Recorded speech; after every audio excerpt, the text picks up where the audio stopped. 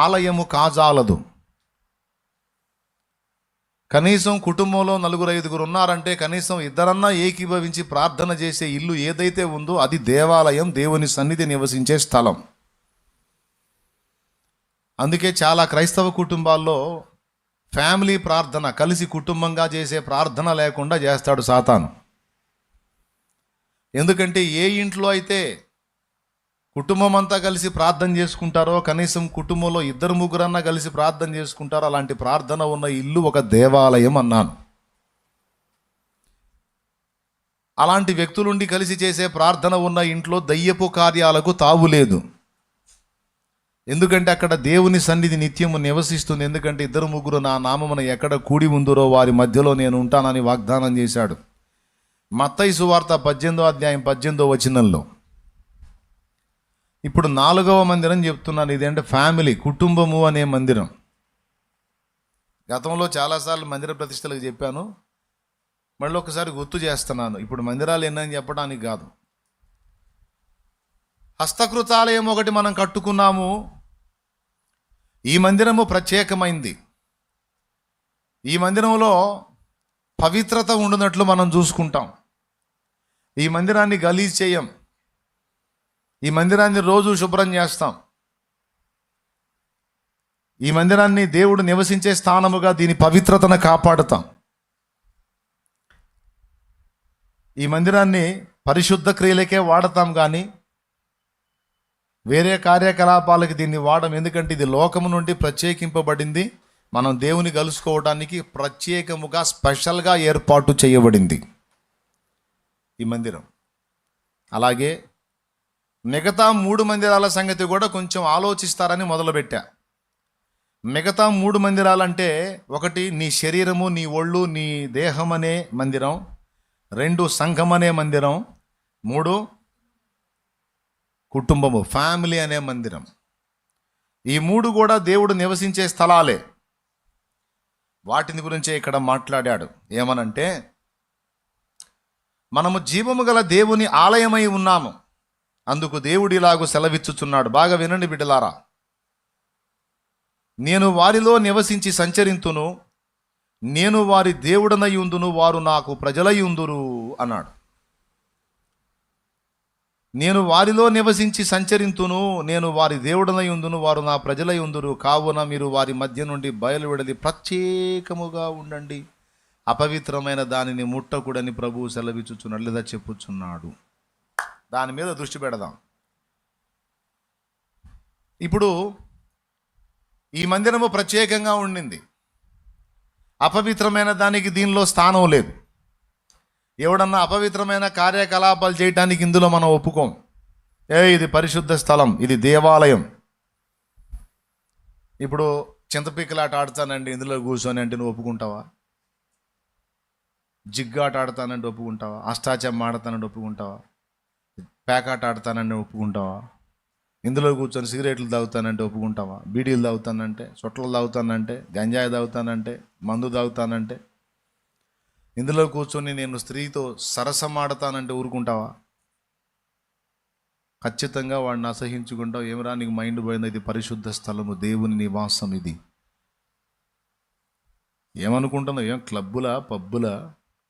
ఏమనుకుంటున్నావు? ఇది పరిశుద్ధాలయం, దేవుని కొరకు ప్రత్యేకింపబడింది, దేవుడు నివసించు స్థానం, దైవ నివాసం. దౌర్భాగ్యుడా, ఇది పవిత్రమైంది, పరిశుద్ధమైనదని. అపవిత్రతకు ఇక్కడ స్థానము లేదు. సమస్త అపవిత్రతను దూరము చేసి పవిత్రమైనదిగా, ప్రత్యేకమైనదిగా ప్రతిష్ఠింపబడిన మందిరం ఇది. అలా ప్రత్యేకింపబడి ప్రతిష్ఠింపబడి అపవిత్రతకు ఏ కోశాన కూడా తావు లేకుండా పూర్తి పవిత్రతతో ఉన్న ఈ మందిరమును ఎవడన్నా అపవిత్ర పరిస్తే ఏం చేస్తాడు? దేవుడు కొరడా తీసుకుంటాడు. బైబిల్ గ్రంథం అంతట్లో యేసు ప్రభు కోపపడినటువంటి ఘట్టం ఒకే ఒకటి ప్రత్యేకంగా వ్రాయబడింది. కొన్ని చోట్ల శిష్యుల మీద కోప్పడ్డాడు, పరిసయ్యుల మీద, శాస్త్రుల మీద కోప్పడ్డాడు. ఒకసారి ఊచ చేయగలవాడిని యేసు ప్రభు స్వస్థపరిస్తే, ఊచ చేయంటే తెలుసా మీకు? బాడీ అంతా బాగుంటుంది, కానీ ఊచ చేయంటే ఆ చెయ్యి వరకు ఎండిపోయి ఉంటుంది. అంటే ఎముక మాత్రమే ఉంటుంది అన్నమాట. పైన చర్మం కప్పుకొని ఎండిపోయి సన్నగా అయిపోయి ఉంటుంది. అది ఊచ చేయి ఇట్లా అయిపోయి ఉంటుంది, పనికి రాదు. అలాంటి ఊచ చేయగలవాడిని ఒకరిని స్వస్థపరిచాడు ప్రభు. నీ చెయ్యి చాపమంటే చాపితే బాగుపడ్డాడు.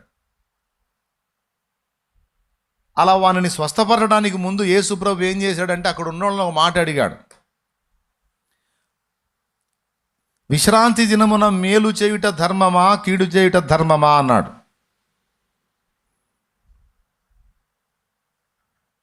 స్వస్థపరచడానికి ఇంకా వేరే దినములు ఉన్నాయి, విశ్రాంతి దినం రోజు నువ్వు ఎందుకు చేస్తున్నావు? ఏ పని చేయకూడదని మోషే ధర్మశాస్త్రం చెప్పలేదా అన్నారు వాళ్ళు. అటు ఇటు తిరగకండి నాన్న, ప్రశాంతంగా వాక్యం వినండి. మీరు ఇటు నాకెళ్ళి చూడాలా, ఎవరు ముఖం తిప్పడానికి లేదు. అటు వాళ్ళు పరిచయం ఏదో వాళ్ళు చేసుకుంటారు. అందరూ వాక్యం వినండి, పరిచర్య చేసేవాళ్ళు కూడా వినండి. ఇది సంఘం జనం కూర్చున్న వాళ్ళకి మాత్రమే అనుకునేరు. అందరికీ విశ్రాంతి దినమున మేలు చేయట ధర్మమా, కీడు చేయట ధర్మమా అంటే పని చేయడానికి 6 దినములు ఉన్నవి అప్పుడు చేయొచ్చు, విశ్రాంతి దినం రోజు చేయొద్దు అన్నారు. వాళ్ళు ఎంత దౌర్భాగ్యలో చూడండి. అరే ఒకడు చెయ్యిపోయి పాపం వాడు అన్ని పనులు చేసుకోలేక అవిటి చేతోడై ఉన్నాడు కదా, వాడిని స్వస్థపరిస్తే తప్పేందంటే చేయకూడదు. అది 6 రోజులు ఉన్నాయి, 6 రోజుల్లో ఏదో రోజు బాగు చేయు, విశ్రాంతి దినం రోజు బాగు చేసేది ఏంది? చేయొద్దు అన్నారు. అంటే పారంపర్య ఆచారానికే విలువిచ్చారు కానీ ప్రేమకు విలువీలా. నియమనిష్టలు గొప్పవే కానీ ప్రేమ కంటే కాదు, కనికరం కంటే కాదు. ఆ సంగతి యేసు వారికి తెలియజేయాలనుకున్నాడు. వాళ్ళ హృదయ కాఠిన్యానికి కోపపడ్డాడు, బాధపడ్డాడు. కోపపడి వారిని కలియజూసి, విశ్రాంతి దినమున ఎవని ఎద్దైనా గుంటలో పడితే బయటికి తీయడా, ఎవని గాడిదైనా గుంటలో పడితే బయటికి తీయడా, విశ్రాంతి దినమున మేలు చేయుట ధర్మమే అని వాని వైపు చూచి, వీళ్ళందరి వైపేమో కోపముతో మండిపడి వారిని కలియజూచి అని ఉంటుంది. కోపంతో వాళ్ళ మీద మండిపడి కలియజూసి వానికెళ్ళి చూసి చాపు నీ చెయ్యి అన్నాడు. అంతే, ఇలా ఉన్న చెయ్యి చాపమనగానే వాడు కదిలిచ్చాడు, చెయ్యి మామూలు చెయ్యి అయిపోయింది. స్వస్థత వచ్చేసింది వానికి. అక్కడ కోపడ్డట్టు రాస్తుంది. అది ఒక సన్నివేశం. యేసయ్య కోపపడి వారిని కలియజూచి మార్కులో ఉంటుంది, మత్తయిలో కూడా దొరుకుతుంది. రెండవ సన్నివేశం కోపడ్డది శిష్యుల మీద. కొండ మీద ఆయన రూపాంతరపు అనుభవంలో ఉన్నప్పుడు కొండ కింద దయ్యము పట్టిన కుమారుని తీసుకొచ్చిన ఒక తండ్రి 9 మంది శిష్యుల దగ్గరికి తీసుకొచ్చి, ముగ్గురేమో యేసు ప్రభుతో ఉన్నారు, మిగిలిన 9 మంది కొండ కింద ఉన్నారు. కొండ మీద యేసయ్యతో 3 ఉన్నారు, మొత్తం 12 మందిగా. 3 తీసుకొని కొండ ఎక్కాడు, 9 మంది కింద ఉన్నారు. వీళ్ళ యేసు శిష్యులే కదా అని దయ్యం పట్టిన కుమారుని తీసుకొని తండ్రి వాళ్ళ దగ్గరికి తెచ్చి ఆ దయ్యాన్ని వెళ్ళగొట్టమంటే వాళ్ళు ఒళ్ళగాల. చాలాసేపు గందరగోళం అయిపోయారు, ఆ దయ్యం బోల.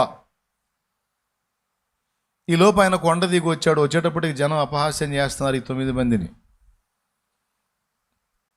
యేసు ప్రభు వచ్చి, ఏం జరుగుతుంది ఇక్కడ అన్నాడు.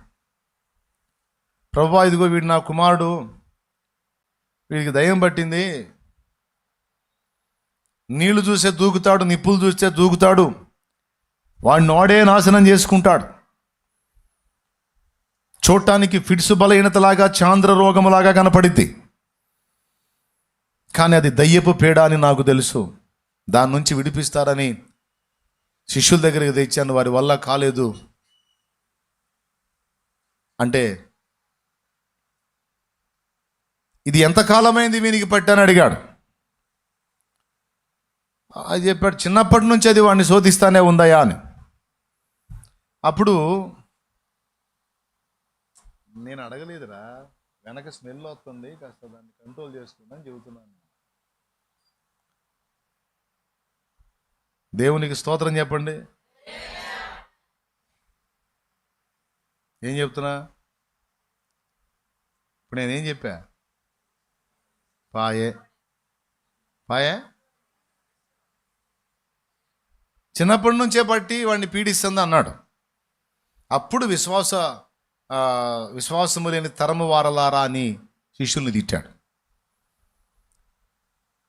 వాళ్ళని తిట్టి, విశ్వాసము లేని తరము వారలారా, నేను ఎంతకాలం మీతో కూడా ఉందును, ఎంతవరకు మిమ్మల్ని సహింతును, వానిని నా యొద్దకు తీసుకొని రండి అన్నాడు. తీసుకొస్తే అప్పుడు అడిగాడు, ఎంతకాలం ఏందా వీడికి ఇది బట్టి వాడు చెప్పాడు, చిన్నప్పటి నుంచి వాడికి అదే పరిస్థితి అండి, వాడిని కాపాడుకోలేక నేను అన్ని పని పాటలు మానుకుని వాడిని కాసుకొని జరిగిపోయింది నా బతుకంతా. నీ శిష్యుల వల్ల కాలేదు, నీ వలనన్నా అయితే చేయమన్నాడు. అప్పుడు ఆయన అన్నాడు, నమ్ముట నీ వలన అయితే నమ్మువానికి సమస్తము సాధ్యమే అని ఆయన గద్దించినప్పుడు ఆ దయ్యం వాడిని విలవిల్లాడించి వదిలిపోయింది. ఇక మళ్ళా వానికి రాలేదు, వాడు బాగుపడ్డాడు, స్వస్థత పొందాడు. ఇక్కడ కూడా శిష్యుల మీద కోపపడ్డట్టుంది. అక్కడేమన్నాడు, విశ్రాంతి దినమున మేలు చేయుట మంచిదే అన్నాడు. 2, ఇక్కడ శిష్యుల మీద కోపపడ్డాడు. ఇట్లా ఆయన కోపడ్డ ఘట్టాలు కొన్ని రాసున్నాయి బైబిల్లో. అయితే దేవాలయమును వ్యాపారపు టిల్లుగా చేసినప్పుడు, దేవాలయంలో రూకలు మార్చేవాళ్ళు, బల్లలు పెట్టుకొని వాటి మీద రూకలు మార్చుకునేవాళ్ళు, పావురాళ్ళు అమ్మేవాళ్ళు, గొర్రె పొట్టేళ్ళు అమ్మేవాళ్ళు, వీళ్ళందరూ కలిసి దేవాలయంలో వ్యాపారం పెట్టారు. ఎందులో పెట్టారు వ్యాపారం? ఈ వ్యాపారాలు దేవాలయంలో పెట్టారు. మిగిలిన చోట్లేమో కోప్పడి వదిలేశాడు, ఇక్కడైతే ఏకంగా కొరడా తీసుకున్నాడు. అది పాయింట్. ఏం తీసుకున్నాడు? కొరడా తీసుకున్నాడు. త్రాళ్లతో కొరడా పేని అది చేతబట్టి పశువులను బయటికి తోలి ఆ కొరడా జుళిపించి రూకలము వారి బల్లలు పడద్రోసి, నా తండ్రి ఇల్లు ప్రార్థనా మందిరము, పరిశుద్ధమైన ఆలయము, మీరు దాన్ని దొంగల గుహగా చేసితిరి అని అందరినీ గందరగోళం చేసి రచ్చ చేస్తాడు. అక్కడ ఎందుకు కోప్పడ్డాడు? ఎక్కడా కోప్పడినంత తీవ్రంగా ఏకంగా కొరడా తయారు చేసి మరి కొరడా జుళిపించినటువంటి ఘట్టం ఒక్కటే రాయబడింది గ్రంథములో. అది దేవుని ఆలయమును పాడు చేసినప్పుడు దేవునికి వచ్చిన కోపం. అయ్యలారా, ఏమైనా అర్థమైందా నేను చెప్పింది మీకు? దేవుని ఆలయమును అపవిత్రపరిచి దేవాలయమును వ్యాపారపు టిల్లుగా చేసినప్పుడు వచ్చింది ఆ కోపం. ఇది నా తండ్రి ఇల్లు, మీరు దాన్ని దొంగల గుహగా చేసితిరి. అప్పుడు శిష్యులు అది చూసి, నీ ఇంటిని గూర్చిన ఆసక్తి నన్ను భక్షించుచున్నది అని వ్రాయబడిన చోటు జ్ఞాపకం చేసుకున్నారు. నీ ఇంటిని గూర్చిన ఆసక్తి నన్ను భక్షించుచున్నది అంటే దేవుని ఆలయం కొరకు ప్రభువుకున్నటువంటి ఆ ఆసక్తి పాత నిబంధన ప్రవచన గ్రంథంలో రాయబడి ఉంది. దాన్ని శిష్యులు గుర్తు చేసుకుని, ఇదిగో ఇక్కడ ఆ లేఖనం నెరవేరుతుంది అన్నారు.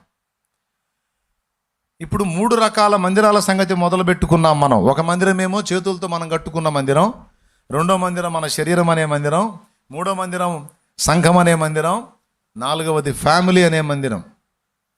ఈ మొదటి దాన్ని పక్కన పెట్టి ఆ 3 గురించి మనం మొదలు పెట్టుకున్నాం. ఇప్పుడు దీన్ని కొంచెం గుర్తు చేసుకుంటున్నాం. ఈ మందిరములో అపవిత్రమైన కార్యాలకు మనం తావివ్వము. ఎందుకు అంటే జీవము గల దేవుని ఆలయము అంటే దేవుని నివాసము. మిగిలిన గృహాలన్నిట్లో మనుషులు ఉంటారు. ఇది దేవునికై ప్రత్యేకింపబడింది. దేవా, ఇది నీ పరిచర్య కొరకు ప్రతిష్ఠించి నీ కొరకు దీన్ని ప్రత్యేకపరుస్తున్నాం అన్నప్పుడు ఇది ఎవరి నివాసం? అందరు నోరు తెరిచి చెప్పాలి, దేవుని నివాసం.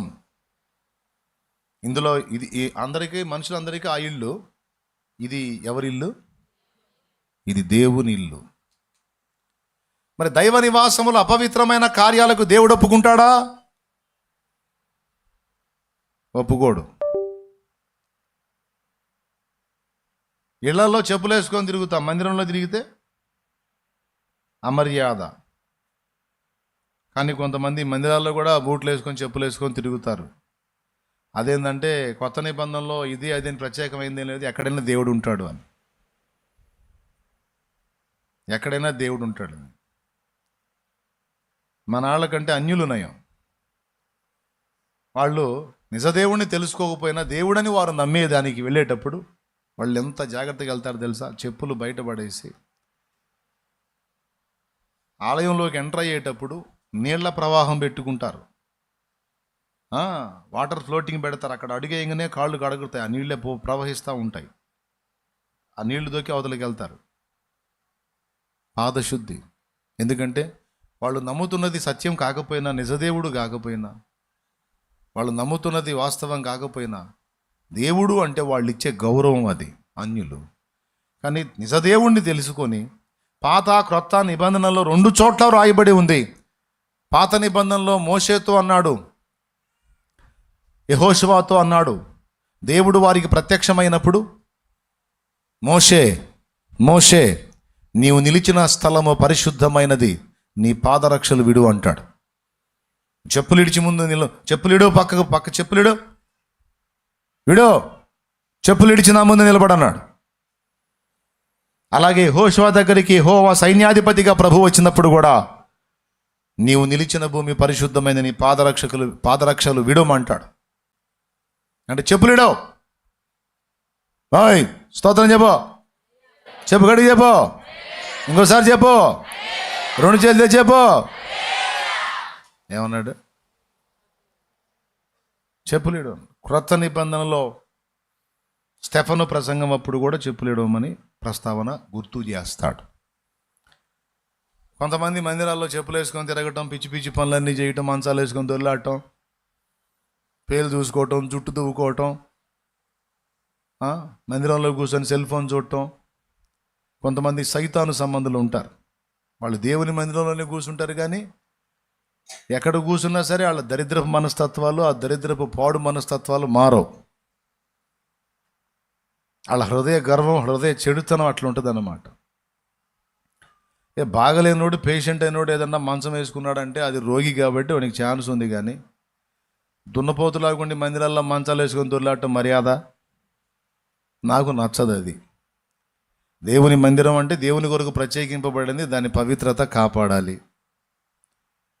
నీ ఇల్లు ఎట్లనన్నా ఉండని, దేవుని మందిరం మాత్రం నీట్గా ఉండాలి. మందిరం చూడగానే నాకు చాలా సంతోషం వేసింది, ఎందుకంటే చాలా శుభ్రంగా ఉంచారు, నీట్గా ఉంచారు, చక్కగా చేశారు.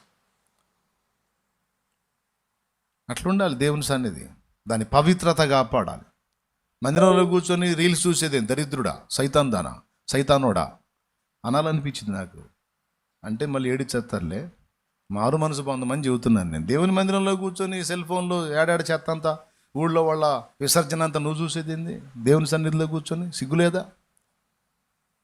దేవుని పరిశుద్ధాలయంలో నువ్వు ఒకవేళ సెల్ ఫోన్ వాడితే దేవుని పాటలకు వాడాలి, దేవుని వాక్యానికి వాడాలి. కానీ ఊళ్ళో వాళ్ళు విసర్జించింది, బాత్రూంలో విసర్జించిందంతా నువ్వు మందిరంలో చూస్తావా? సిగ్గులేదా అని అడుగుదాం అనిపించింది. మిమ్మల్ని కాదు, అట్లా చూసేవాళ్ళని అడుగుతున్నాను నేను. దేవుని మందిరమా మజాక? జాగ్రత్త ఉండదు అంటే ఇదే మందిరం అంటావు, ఇక్కడే మోకరిస్తావు. మందిరం ఏందన్న కొత్త నిబంధనల మందిరం ఏంది? ఎక్కడైనా దేవుడు ఉంటాడు అంటే బజార్లో ఉండి మరి పోయి, బజార్లో తార్ రోడ్డు మీద మోకాళ్ళు అయ్యి, మరి ఎందుకు ఇది ప్రత్యేకమైన మందిరం, దేవుని పరిశుద్ధ స్థలం అని ప్రత్యేకించుకుంది ఎందుకు? ఇది దేవుని మందిరం అని నువ్వే మాట్లాడతావు, ఇందులో అపవిత్రమైన పనులు నువ్వే చేస్తావు. బుద్ధి లేదా? మైండ్ పనిచేయట్లేదా? పరిశుద్ధతను కూర్చిన ఆసక్తి లేదా? ప్రత్యేకింపబడిన అనుభవం తెలియదా? పరిశుద్ధాత్మ సంబంధివేనా అసలు నువ్వు? దేవుని ఆత్మను కలిగి ఉన్న వ్యక్తివేనా నువ్వు? నీ గుండెల్లో ఆ దేవుని భయం ఉందా? కొన్నిసార్లు మనకు మత్తు ఆవరించి మనం ఏం చేస్తున్నాం మనకు అర్థం కాదు. పళ్ళు రాళ్ళు కొడతాడు దేవుడు, దేవునితో చేతులు కాదు. కాళ్ళ చెప్పులే ఎడవమన్నాడు. మోషే నువ్వు నిలిచిన భూమి పరిశుద్ధమైనది, పరిశుద్ధ స్థలము, విడో, చెప్పులు ఎడవమన్నాడు. కాబట్టి దేవుని మందిర పవిత్రతను కాపాడుతాం మనం. ఇందులో పేకాటకు స్థానం లేదు, చింతపిక్కలాటకి స్థానం లేదు, ఇందులో సెల్ ఫోన్లు పిచ్చి పిచ్చి దరిద్రాలు చూసేదానికి స్థానం లేదు. లోకంలో గృహాలలో లేకపోతే ఆయా క్లబ్బుల్లో పబ్బుల్లో జరిగే చండాలానికి ఇక్కడ స్థానము లేదు. ఇది ప్రార్థనా మందిరము. నా మందిరము సమస్తమైన జనులకు ప్రార్థనా మందిరం అనబడును. ఇది ధూపవేదిక. ఇక్కడ ప్రార్థన, యాచన, స్తుతి, కృతజ్ఞత, దేవుని మహిమ నివసించే చోటు. దాని పవిత్రతను అలా కాపాడుకోగలిగితే దేవుని సన్నిధి అక్కడ ఉంటుంది. ఆ సన్నిధిలోకి అడుగుపెట్టినోడు మారు మనసు పొందుతాడు, స్వస్థత పొందుతాడు, శాపం నుండి విడుదల పొందుతాడు, మనోనేత్రాలు వెలిగించబడతాడు, అన్ని విధాలా బాగుపడతాడు. దేవుని సన్నిధి విలువను మనం గుర్తించి జాగ్రత్తగా కాపాడితే. అవునా? అట్లా కాకుండా మంచాలేసి దొర్లాడితే, ఏడ గలీజ్ ఆడనే పెడితే కాదు కదా. దాని పవిత్రత మనం కాపాడదు. ఎందుకు? ప్రత్యేకించబడింది. రైట్. ఇప్పుడు దీని విషయంలో ఎంత సీరియస్గా ఉంటామో, మన దేహము అనే దేవాలయము, సంఘము అనే దేవాలయము, కుటుంబము అనే దేవాలయములో కూడా ఇదే నీతి వర్తిస్తుంది. అది నా పాయింట్. దేవునికి స్తోత్రం కలుగును గాక. మందిరంలో పేకాడం, కానీ మన దేహంలో మరి దేవుడు ఉన్నాడుగా. ఈ దేహంతో ఏడాడు దరిద్రాలని చేస్తున్నాం. ఇంకా ఆ సంగతి ఏంది? మందిరంలో బూతులు తిడతామా? ఎందుకు? ఇంటికాడ గోలగోలు చేసేవాళ్ళు సైతం మందిరాన్ని హల్లెలూయా హల్లెలూయా హల్లెలూయా స్తోత్రం దేవా అయ్యా అయ్యా స్తోత్రం ప్రభువా అని చెప్పి ఎంత పరిశుద్ధమైన మాటలు. అవతలాళ్ళు ఇసుకిచ్చినా కోపం వచ్చినా ఒక బూతు తిట్టలేరు. ఎందుకు? దేవుని మందిరం రా బాబా, ఏమనకూడదు ఇక్కడ. నీ ఇష్టం వచ్చినట్టు ఊరేగుతున్నావు, బయటికి బా నీ సంగతి చెబుతా అంటాడు భర్త కూడా భార్యని. ఏదో చేసేది ఎక్కడ చేయండి, ఏడ దేవుని మందిరం అయిపోయింది, లేకపోతే నీ పని చేసేవాడిని, కానీ దేవుని మందిరం అయిపోయింది. ఇక్కడ నేను తిట్టాది కాబట్టి కొట్టాది కాబట్టి. అంటే దేవుని పరిశుద్ధ స్థలములో అపవిత్రమైన చర్యలు చేయడానికి మనస్సు రాదు. ఓకే, ఇది దేవాలయం అని ఫిక్స్ అయ్యావు, అని జాగ్రత్తగా ఉంటాం. కానీ చాలామంది విశ్వాసులు ఫిక్స్ కాని సంగతులు కొన్ని ఉన్నాయి. వాక్యం చదువుతారు, నేను ప్రసంగం చేయగా వింటారు. అలాగే మీరే కాదు, నేను కూడా, నాతో పాటు సేవకులు కూడా ప్రసంగాలు చేస్తారు. పాస్టర్లు ప్రసంగాలు చేస్తారు. అంటే మేము వాక్యాన్ని చెబుతాం, మీరు వింటారు. ఇక్కడ చెప్పేవాడు పెద్ద మనిషే, వినేవాడు కూడా పెద్ద మనుషులే. ఎవడు తక్కువ కాదు. దేవునికి స్తోత్రం. అసలు ఎవడు తక్కువ కాదు. అందరూ జాగ్రత్త పడవలసిన విషయం, సిగ్గు తెచ్చుకోవలసిన విషయం ఏంటంటే, ఒక అద్భుతమైన మాట అన్నాడండి. నేను వారిలో నివసించి సంచరింతును అన్నాడు. వారిలో నివసించి సంచరింతును అన్నాడు. ఆ రెండు మాటలు బాగా ఆలోచన చేయాలండి. మనలో నివసించుట, సంచరించుట. మనలో నివసిస్తాడట, మన ద్వారా సంచరిస్తాడట. ఎంత అద్భుతమైన విషయమో చూడండి. అది నాకు తెలిసిన ఒక దైవజనుడు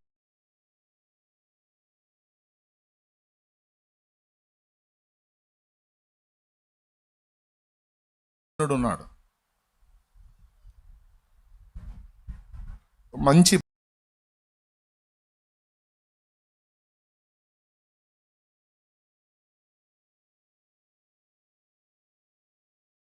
ప్రార్థనా పరుడు, ఆత్మీయుడు. ఈ లోక మర్యాదలో నడవనటువంటి వాడు, ప్రత్యేకింపబడిన జీవితాన్ని కలిగి ఉన్నవాడు, దేవునికి అనుసంధానమైన భక్తిపరుడు. ఓ రోజు రైల్వే స్టేషన్లో నడుచుకుంటూ వెళ్తున్నాడు.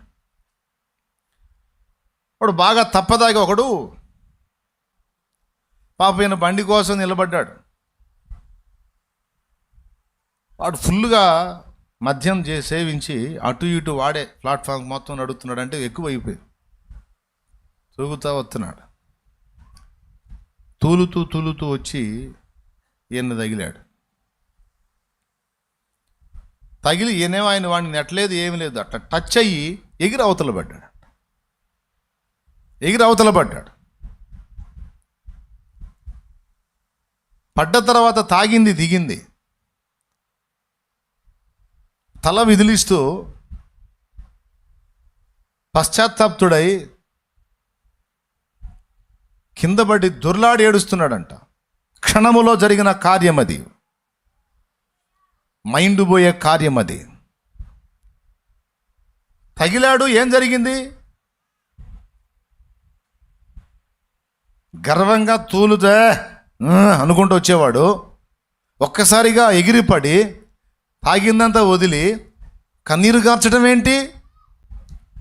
ఈయన భయపడి, ఇదే నేను చూసినాడు ఎవడన్నా నేను నెట్టాడు అనుకుంటాడు. పడ్డాడు.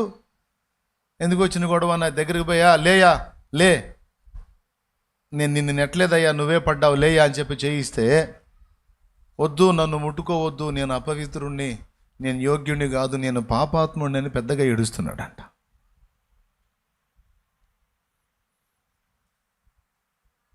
ఈయనకు అర్థం కాల. అప్పుడే ఆత్మీయ జీవితంలో కొంచెం ప్రగతి పొందుతున్నాడు. దేవుని సన్నిధి తన యందు కలిగి ఉన్న సంగతి తనకు తెలియదు. అప్పుడు బండి వచ్చింది, రైల్లో కూర్చున్నాడు. కూర్చొని వాడినే గుర్తు చేసుకుంటున్నాడు. వాడు ఏడుస్తానే ఉన్నాడు. ఏం జరిగింది వానికి? అంత మత్తు ఎలా వదిలిపోయింది? ఎందుకు ఏడుస్తున్నాడు? ఎందుకు పశ్చాత్తాపడుతున్నాడు? నన్ను ముట్టుకోవద్దు, నేను పాపాత్ముడిని, నా దగ్గరకు రావద్దని ఎందుకు ఏడుస్తున్నాడు? ఏం జరిగింది? బండిలో కూర్చొని ఆలోచిస్తూ, ప్రభువా, అతన్ని నేనేమన్నా బాధ పెట్టానా? అతని ఎడల నేనేమన్నా తప్పు చేశానా? అయ్యా నన్ను క్షమించయ్యా. ఎగిరిపడ్డాడు ప్రభువా, అతను పట్టడానికి నేను కారణం కాదయ్యా, నీకు తెలుసుగా నిజం, నన్ను క్షమించు ప్రభువా, వాడిని బాధ పెట్టాను అంటే అప్పుడు దైవస్వరం ఆయనకి వినబడుతుంది తనలోనే, నా కుమారుడా భయపడుకో, వానికి నీవు కీడు చేయలేదు, మేలే చేశావు. వానికి ఏం జరిగిందో తెలుసా? నేను నీలో ఉండి వాణ్ణి నేను తాకాను అన్నాడు. నీలో ఉండి నేను వానిని తాకాను అన్నాడు. ఇదిగో ఇప్పుడు అతడు మారు మనసు పొంది ఉన్నాడు, ఇక దాని జోలికి పోడన్నాడు. కొంతమంది నేను ఈ మాట చెప్తే ఆహా ఎవరికట్ట టచ్ చేసినా జరిగిద్దా? మీరు నమ్మినా నమ్మకపోయినా నేను నగ్న సత్యం చెప్తున్నాను. దేవుని పరిశుద్ధాత్మ మన యందుండి మనం ఆత్మ సంబంధమై క్రమముగా దేవుని నివాసముగా మనం కానీ గట్టిగా నిలవగలిగితే, నువ్వు స్పర్శించడమే కాదు, నువ్వు పలకరించి మాట్లాడినా అవతలాడు మారుతాడు, నువ్వు చిరునవ్వు నవ్వినా మాట్లాడతాడు, సరిగ్గా ఒక చూపు చూసినా సరే వాడు మార్పు చెందే అవకాశం ఉంది. ఈ 3 జరిగినాయి, నా లైఫ్లోనే జరిగినాయి. నేను అబద్ధం చెప్పట్లా, దీనికి సాక్షులు ఉన్నారు. ఒక హాస్పిటల్లో ఒక సోదరి బిడ్డని కనే పొజిషన్లో ఉంటే, ఆ బిడ్డకి సర్జరీ అయితే ఆ బిడ్డను చూద్దామని నేను హాస్పిటల్లో వెళ్ళి ఆ బిడ్డకి ప్రార్థన చేసి రిటర్నే వస్తూ ఉంటే, అన్యుడు ఆయన, క్రైస్తవుడు కూడా కాదు, అన్యుడు. ఆ వరుస గదుల్లో ఒక గదిలో ఉన్నాడు, డోర్ తీసుంది. నడుచుకుంటా గదుల్లో పేషెంట్స్ ఉంటారు కదా అని చూసుకుంటా కరెక్ట్గా ఆయన గది వైపుకి వచ్చి అట్లా చూశాను నేను. అతడు దేవుని చేత సంధించబడ్డాడు. అన్యుడు, మళ్ళీ దేవుడిని ఎరగని వ్యక్తి. నేను అట్లా చూశాను. విషయం ఏంటంటే ఆయన నా ముఖంలో ఆయనను చూశాడు.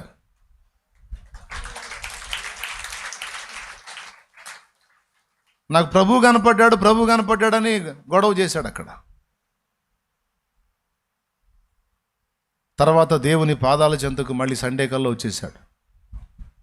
నేనున్న మందిరానికే వచ్చాడు. అప్పుడు రోడ్డు మీద పెట్టి ప్రేయర్ పందిళ్ళు వేసి కూటం జరుపుతున్నా. వాళ్ళ సాక్ష్యం చెబితే నాకు ఆశ్చర్యం కలిగింది. అంటే ఇక్కడ నేనెంత గొప్పోడని బిల్డప్ కోసం, హెచ్చుల కోసం చెప్పట్లా. మనకు దేవుడు తోడై ఉంటే, మనం ఆయన నివాసంగా కానీ నిలవగలిగితే, మనలోనే సమాజానికి ఆయన కనబడతాడు. ఇది అబద్ధం కాదు. అది అన్నాడు, నేను వారిలో నివసించి సంచరింతును అన్న మాట అబద్ధమా? దాని అర్థం ఏందో మీరు చెప్పండి నాకు.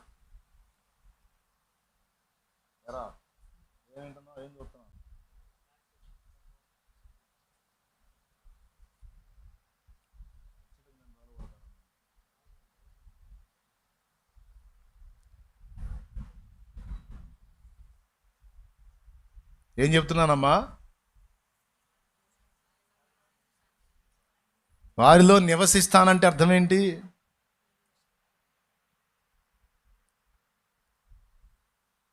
ఒక చిరునవ్వుతో, పలకరింపుగా నవ్విన చిరునవ్వుతో ఒక కుటుంబం రక్షణలోకి వచ్చింది. ఇప్పుడు నేను చెప్పిన ఆయన ఫ్యామిలీ మొత్తం రక్షణలోకి వచ్చింది. ఆయన కొడుకు పరిచారకుడు మందిరంలో.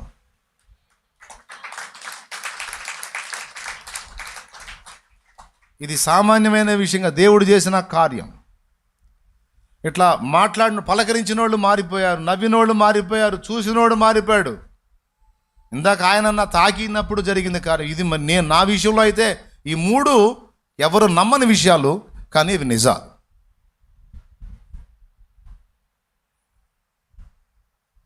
నిత్య జీవానికి నిర్ణయించబడ్డ వాళ్ళందరినీ మన దేహములలోనే ఉండి దేవుడు ముడతాడు, దేవుడు మాట్లాడతాడు, దేవుడు దర్శిస్తాడు, దేవుడు స్పర్శిస్తాడు. నిత్య జీవానికి నిర్ణయించబడ్డ వాళ్ళందరినీ మనలో ఉండే దేవుడు రక్షణలోకి నడిపిస్తాడట తల్లి. అది అసలు విషయం.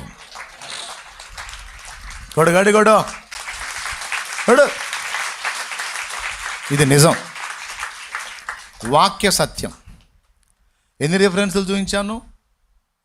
6:19 మొదటి కొరింథీ పత్రిక. బైబిల్ ఉంటే తీసి అండర్లైన్ చేయనానా. 6:19 ఏం? దేహము, మీ దేహము దేవుని వలన మీకు అనుగ్రహింపబడి మీలోనున్న పరిశుద్ధాత్మకు ఆలయమై ఉన్నదని మీరు ఎరుగరా? ఓకేనా? 6:19 ఆ మాట ఉంది. 3:16లో మీరు దేవుని ఆలయమై ఉన్నారనియో దేవుని ఆత్మ మీలో నివసించుచున్నాడని మీరు ఎరుగరా? ఎవడైనను దేవుని ఆలయమును పాడు చేసిన ఎడల దేవుడు వానిని పాడు చేయననుంది. దేవాలయాన్ని వ్యాపారపు ఇల్లుగా చేస్తే కొరడా తీసుకున్నాడు యేసయ్య. అట్లాగే దేవుని ఆలయ పవిత్రతను పాడు చేస్తే ఖచ్చితంగా మనల్ని కూడా పాడు చేయడానికి దేవుడు సిద్ధంగా ఉన్నాడు. అందుకే వెరీ డేంజర్. ఈ ఆలయమును పాడు చేయకూడదు. అలాగే దేవుడు మనకు అనుగ్రహించిన అద్భుతమైన ఆలయాలు, మన శరీరం అనే దేవాలయాలు కూడా పాడు చేయకూడదు. అర్థమైందా? ఏమన్నాడు? నేను వారిలో నివసించి, ఎవరి ద్వారా సంచరిస్తాడు సమాజాల్లో? మన ద్వారానే సంచరిస్తాడు. సమాజంలో వ్యక్తులను ఎవరి ద్వారా తాకుతాడు? రైట్. సమాజంలో వ్యక్తులతో ఎవరి ద్వారా మాట్లాడతాడు? సమాజంలో వ్యక్తుల్ని ఎవరి ద్వారా కదిలిస్తాడు? మన ద్వారానే.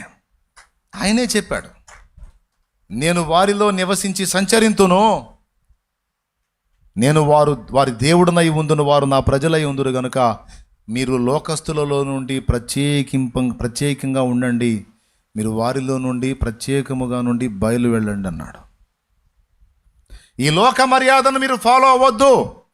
లోకములో నుండి నేను మిమ్మల్ని ప్రత్యేకపరుచుకున్నాను. ఎలాగంటే నా రక్తము చేత మిమ్మల్ని కడిగి. లోకమంతా పాపములో మునిగి ఉంది. వాళ్ళని కూడా పిలిచాను, వాళ్ళు రాలేదు, లక్ష్య పెట్టలేదు.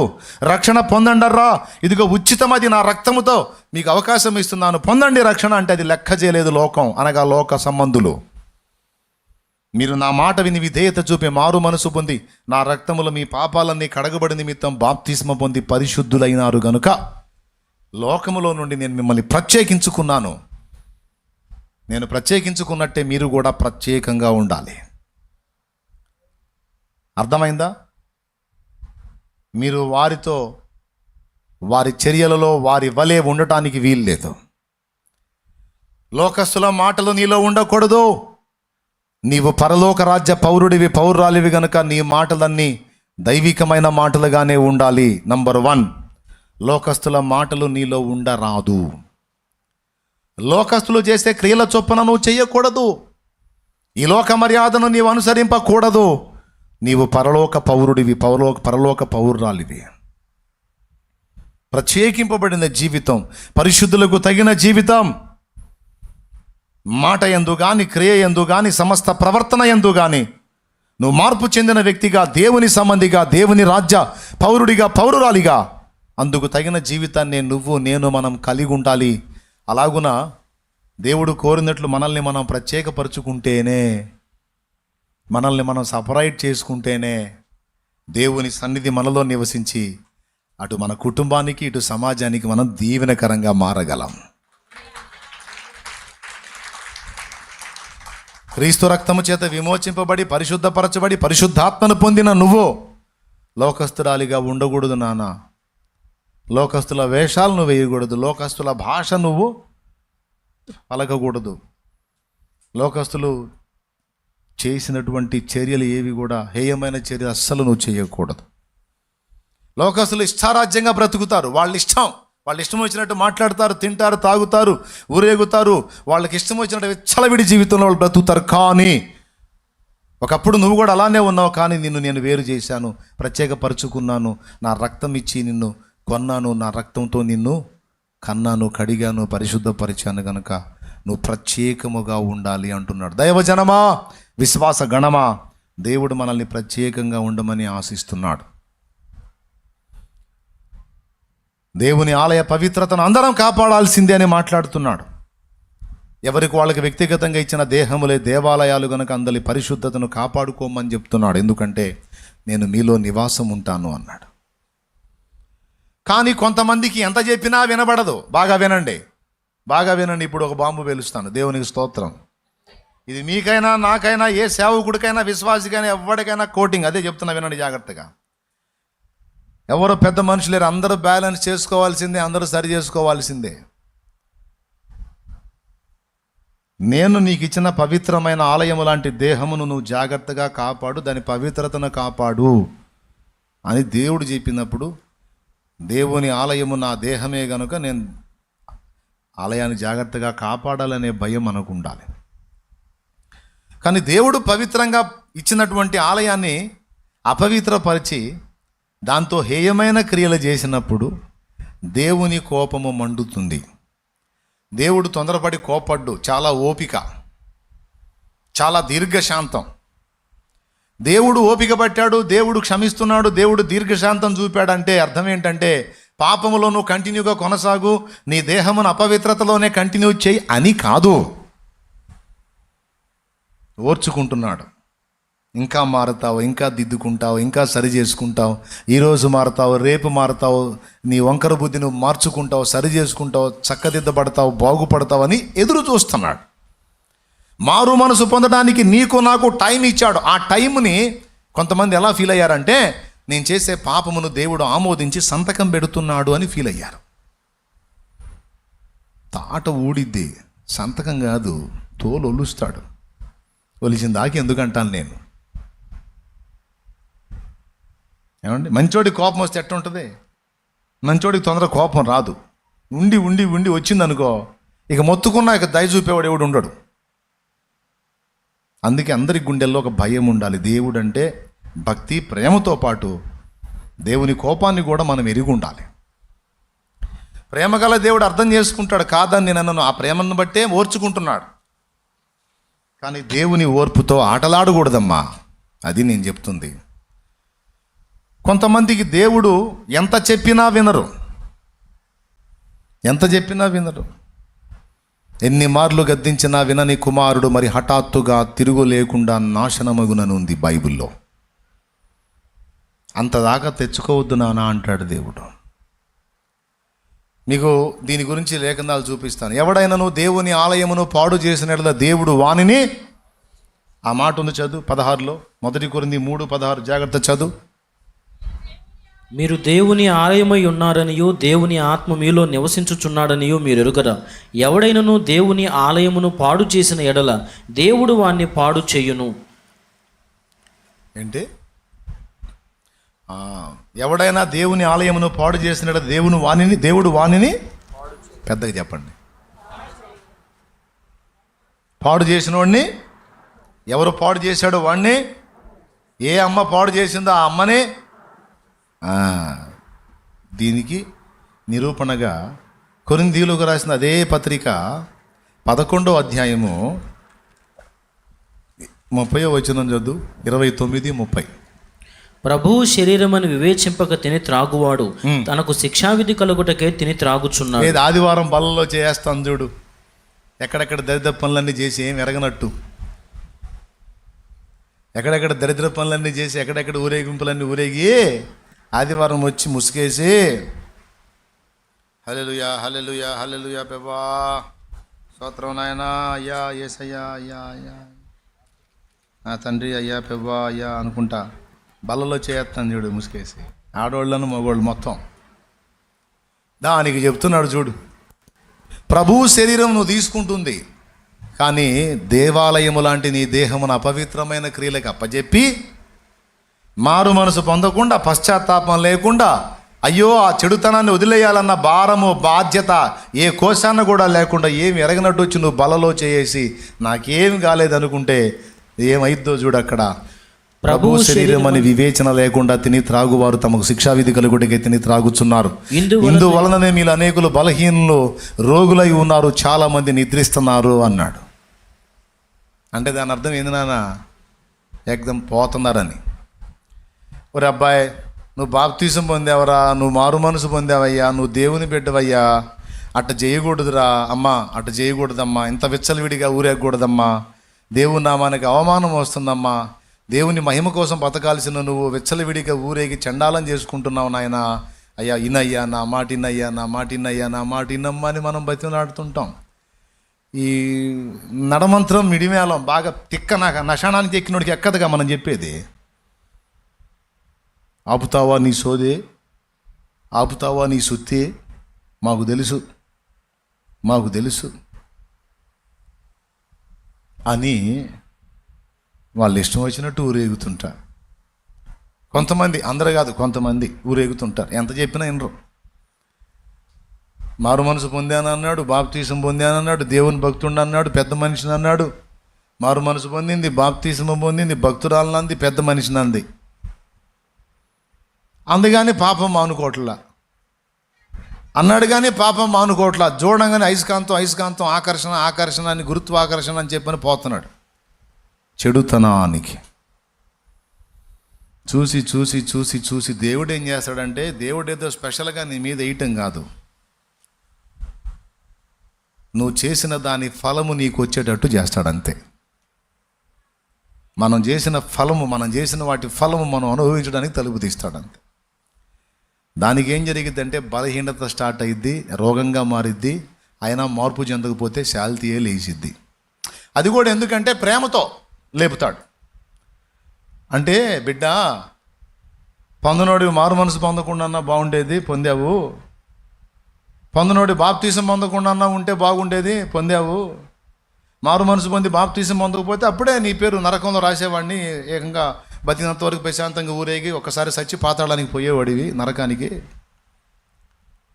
కానీ దేవుని మందిరానికి వచ్చి నా వైపు తిరిగి మారు మనసు పొంది బాప్తీసం కూడా పొంది, నేను నీ బిడ్డనయ్యా, నీతో జీవితం అయ్యా అంటివి, నీ పేరేమో జీవ గ్రంథంలో రాశాను, నువ్వు పరలోక రాజ్యానికి రావాల్సినోడివి, నరకానికి పోవాల్సినోడివి కాదు. నువ్వు మారు మనసు పొందకపోతే, బాప్తీసం పొందకపోతే ఏదో వచ్చినట్టు నీకు ఇష్టం వచ్చినట్టు ఊరేగి ఒక్కసారి సచ్చి నరకానికి పోయేవాడివి. కానీ నువ్వు అట్లా కాకుండా నాకు పరలోకం కావాలి, యేసయ్య కావాలి, ఆయన పాదాలు కావాలని వచ్చి మారు మనసు పొంది బాప్తీసం పొంది నా బిడ్డ వైతివి. ఇప్పుడు పరలోకం కావాలంటేవి, మళ్ళీ పాపం కావాలంటేవి. ఎన్నిసార్లు గద్దించినానే వినకపోతుంటివి. సరే ఇదిగో చిన్న ట్రైల్ వేస్తున్నాను చూడు, దీన్ని బట్టన్నా కొంచెం మార్పు చెందమ్మా అని చిన్న రోగం అనుమతిస్తాడు. అర్థమైందా? ఎందుకు? ప్రేమతో చూసి మార్చుకుంటామని. కొంతమంది చురుకైన వాళ్ళు ఆ రోగం అట్లా ఎంటర్ ఇవ్వగానే అర్థమైపోయింది, అబ్బో ఇది నా మీడియాలానికి వచ్చింది, నా నడమంత్రానికి వచ్చింది, అర్జెంటుగా నేను మారాలి అని చెప్పి కొంచెం దాన్ని చూసుకొని సరి చేసుకుంటారు. కొంతమందికి అబ్బో ఒక పట్టాన్ని దిగదగా నడమంత్రం అంతే కొనసాగుతుంటారు. అప్పుడు ఆ రోగం కాస్త కంపెనీ జబ్బుగా మార్పు చెందిద్ది. మామూలు రోగం వేరు, కంపెనీ రోగం వేరు, బ్రాండెడ్ రోగం అనమాట. అంటే ఇంక వచ్చిందంటే ఒక పట్టాను పోదది, డాక్టర్లు సర్టిఫికేట్ ఇస్తారు, ఆ కంపెనీ జబ్బు వచ్చిందా బాయ్ జాగ్రత్త అని. అయినా దిద్దుకొని సరి చేసుకోకపోతే ఏందిరా నీ వల్ల కావట్లేదు అనుకుంటాగా, నువ్వేమో మారతావని చూసి ఏం కొట్టినా తిట్టినా నువ్వేం కదలట్లేదు, ఆ దేహాన్ని ఏమో పాడు చేస్తానే ఉన్నావు, ఇంకట్నే నిన్ను ఉంచితే చివరికి నరకానికి పోయేటట్టున్నావు రాబాయ్, నువ్వు ఇంకొద్దులే వచ్చాయి అంటాడు. ఆ మాట అన్నాడంటే ఇంక అయిపోయినట్టు, ఇక పెట్టే ఏం పెట్టా అంతే. పరదేశులము ప్రియులరమన పురమిదిగా దిపుడు, నిజముగా పురమిదిగా దిపుడు. పరదేశులము ప్రియులరమన పురమిదిగా దిపుడు, నిజముగా పురమిది. ఏ పొజిషన్లో ఈ పెట్టా?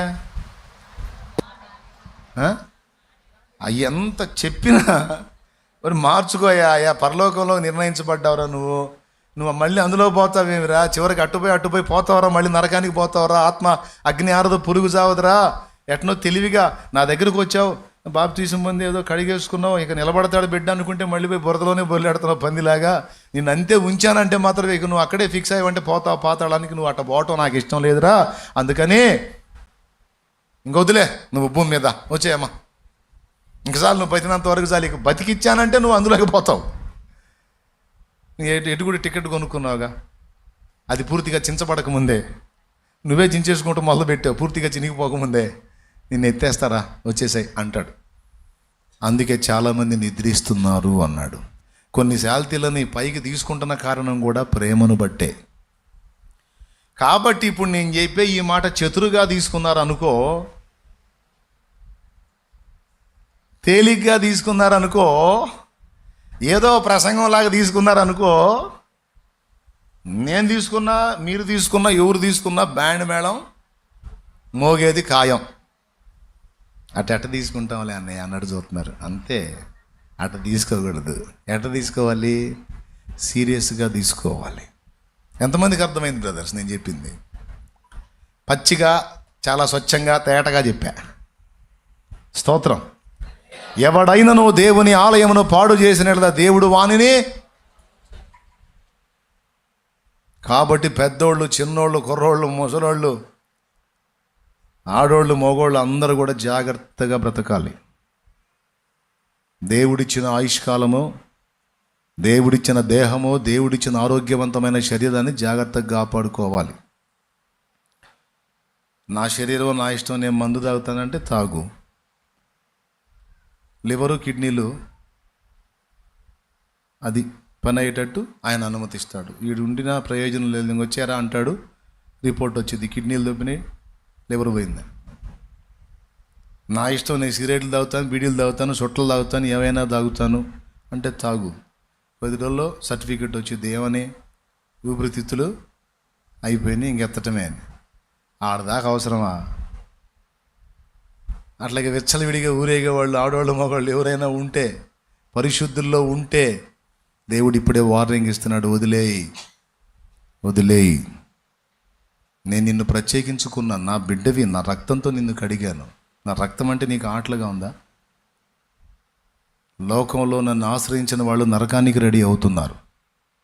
నువ్వు నరకానికి పోకుండా నిత్య జీవానికి నేను నిన్ను ప్రత్యేకించుకున్నాను. మళ్ళా నువ్వు లోక మర్యాదలోకి ఎందుకు పోతున్నావు? లోకస్తులు పడే పాటలు ఎందుకు పడుతున్నావు? నువ్వు పరిశుద్ధురాలిగా నేను ప్రత్యేకించుకున్నాను కదా. పాపిష్ట ఆలోచనలు ఎందుకు చేస్తున్నావు? లోక కోరికలు, లోక ఆశలు ఎందుకు నీలో వెళ్ళునుకున్నాయి? తీసివేయి. పరిశుద్ధపరచబడిన పాత్రగా నువ్వు ఉండాలి. ఎందుకయ్యా నేను ఎట్టుంటే నీకు ఎందుకు అసలు ప్రభువా? ఎందుకంటే నీలో నేను నివాసం ఉంటున్నాను. నువ్వు ఉంటున్నావని మేము అన్నీ కంట్రోల్ చేసుకోవాలా? ఉండవాకు, మమ్మల్ని వదిలేసాయి. నేను వదిలేస్తే నేను సైతాన్ని గడపడతాడు. నా పరిశుద్ధాత్మ నిన్ను వదిలిన నాడు దురాత్మ పట్టిద్ది నీకు. ఖాళీగా మాత్రం ఉండవునో. ఉంటే లోకానుసారమైన లౌకిక ఆత్మ చేతనన్నా ఉంటావు, లేదా నా పరిశుద్ధాత్మ చేతనైనా ఉంటావు. ఈ 2 ఆత్మలు లేకుండా ఖాళీగా నువ్వు ఉండలేవు. యెహోవా ఆత్మ సౌలును విడిచిపోగా దురాత్మ ఒకటి వచ్చి సౌలును వెరపించెను అనుంది బైబిల్ గ్రంథంలో. అపవిత్రాత్మ ఒక మనిషిని వదిలిపోయిన తరువాత అది నీరు లేని చోట్లెల్లా సంచరించుచు దానికి విశ్రాంతి దొరకనందున నేను విడిచి వచ్చిన నా ఇంటికి వెళ్ళి తిరిగి చూచేతను అనుకొని వచ్చి ఆ ఇల్లు ఊడ్చి అమర్చి ఉండుట చూచి తనకంటే చెడ్డవైన మరి 7 దయ్యములను వెంటబెట్టుకొని వచ్చి ఆ ఇంట కాపురం ఉండును గనుక ఆ మనుషుని మొదటి స్థితి కంటే కడపటి స్థితి మరి చెడ్డదగునని యేసయ్యే చెప్పాడు. లూకాసు వార్త 12లోను 11వ అధ్యాయం 24వ వచనం. మత్తయి 12లో ఉంటుంది, లూకా 11లో ఉంటుంది.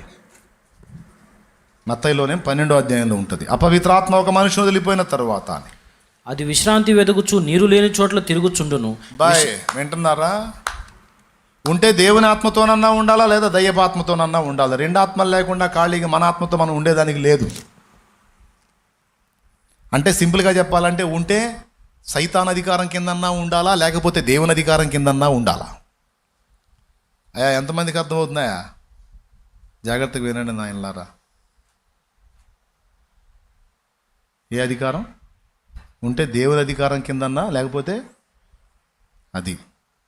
ఇప్పుడు దేవుని ఆత్మ వదిలిపెట్టి వెళ్ళాడు అనుకో, ఇంకే ఆత్మ వచ్చింది? అంటే మనం అడిగితే దేవుని సమాధానం. ఇప్పుడు మాలో నువ్వు ఉన్నావని మేము అన్నీ కంట్రోల్ చేసుకొని ఉండాలంటే మా వల్ల కాట్లా, కాబట్టి బయటికి పో. నువ్వు ఉన్నావని, నువ్వు మీ మీ దేహాన్ని నేను ఏర్పరచుకున్నాను, మీలో నేను ఉంటాను అని తెగ చెప్తున్నావు. నువ్వు ఉన్నందుకు మేము అన్ని కంట్రోల్ చేసుకోవాలా? మా వాళ్ళ వాళ్ళ దగ్గర నువ్వే పో అందామా? వెళ్తాడు అనుకో, ఇంకెవరు వస్తారు? వాడు వస్తాడు, చీల్చి చెండావాడే వస్తాడు. చెండాడేవాడు నరకానికి ఇడ్చుకెళ్ళేవాడు వస్తాడు. వాడికంటే చెడ్డమైన మరి 7 దెయ్యములు వచ్చి కూర్చుంటాయి. అందుకే ఏనాడైతే మారు మనసు పొంది బాప్తిస్మం పొందావో, ఇక నువ్వు పరలోక రాజ్యం చేరేంత వరకు, పరలోకం చేరేంత వరకు ఒక ఒడంబడిక చేసి నీకు సంచకరువుగా, అంటే భయానగా తన పరిశుద్ధాత్మను నీలో పెట్టేశాడు. ఆ పరిశుద్ధాత్మ నీలో ఉండి నువ్వు తప్పులు చేసినప్పుడు హెచ్చరించి, చెయ్యకుండా నిన్ను జాగ్రత్త చేసి, దేవుని పాదాల చెంతకు నడిపించి, పశ్చాత్తాలో నడిపించి, ఒప్పుదలలోకి నడిపించి, నిన్ను జాగ్రత్త చేసి ఎప్పుడు నీతో స్నేహం చేయడానికి, నీతో సహవాసం చేయడానికి, నిన్ను భక్తిలో నిలబెట్టడానికి, దేవుని భయంలో నిలబెట్టడానికి తన ఆత్మనే నీకు నాకు ఇచ్చాడో. పరిశుద్ధాత్మ లేకపోతే దురాత్మలు మనల్ని ఆడుకుంటాయి, వాడుకుంటాయి, వెనక్కి లాక్కెళ్తాయి. అందుకని మనల్ని వాటి చేతుల్లోంచి విడిపించి, ఆయన రక్తంతో కడిగి పరిశుద్ధపరిచి తన పరిశుద్ధాత్మను మనకిచ్చాడు. ఎప్పుడు? బాప్తిస్మము ద్వారా మనల్ని శుద్ధి చేసి తన పరిశుద్ధాత్మను మనకిచ్చాడు. ఇప్పుడు చెప్పండి, ఆదరణకర్త మనలో ఉంటే మనకు మేలు, వదిలిపెట్టి వెళ్ళిపోతే అయిపోయినట్టే. ఎంతమందికి అర్థమవుతుంది? ఎవరి కోసం ఉన్నాడు ఆదరణకర్త? ఇప్పుడు నన్ను మీ ఇంటికి తీసుకెళ్ళావు, నేను ఒక ఊరికి తీసుకెళ్ళాలనుకున్నా. ఆ ఊరికి నువ్వు సింగిల్గా చేరలేవు. అందుకని నిన్ను చేరుద్దామని నేను నిన్ను ప్రేమించి నీ ఇంటికి వచ్చా. నేను నీ ఇంటికి వచ్చిన కాడ నుంచి నువ్వు ఇక ఏం చేయాలి కాట్లా.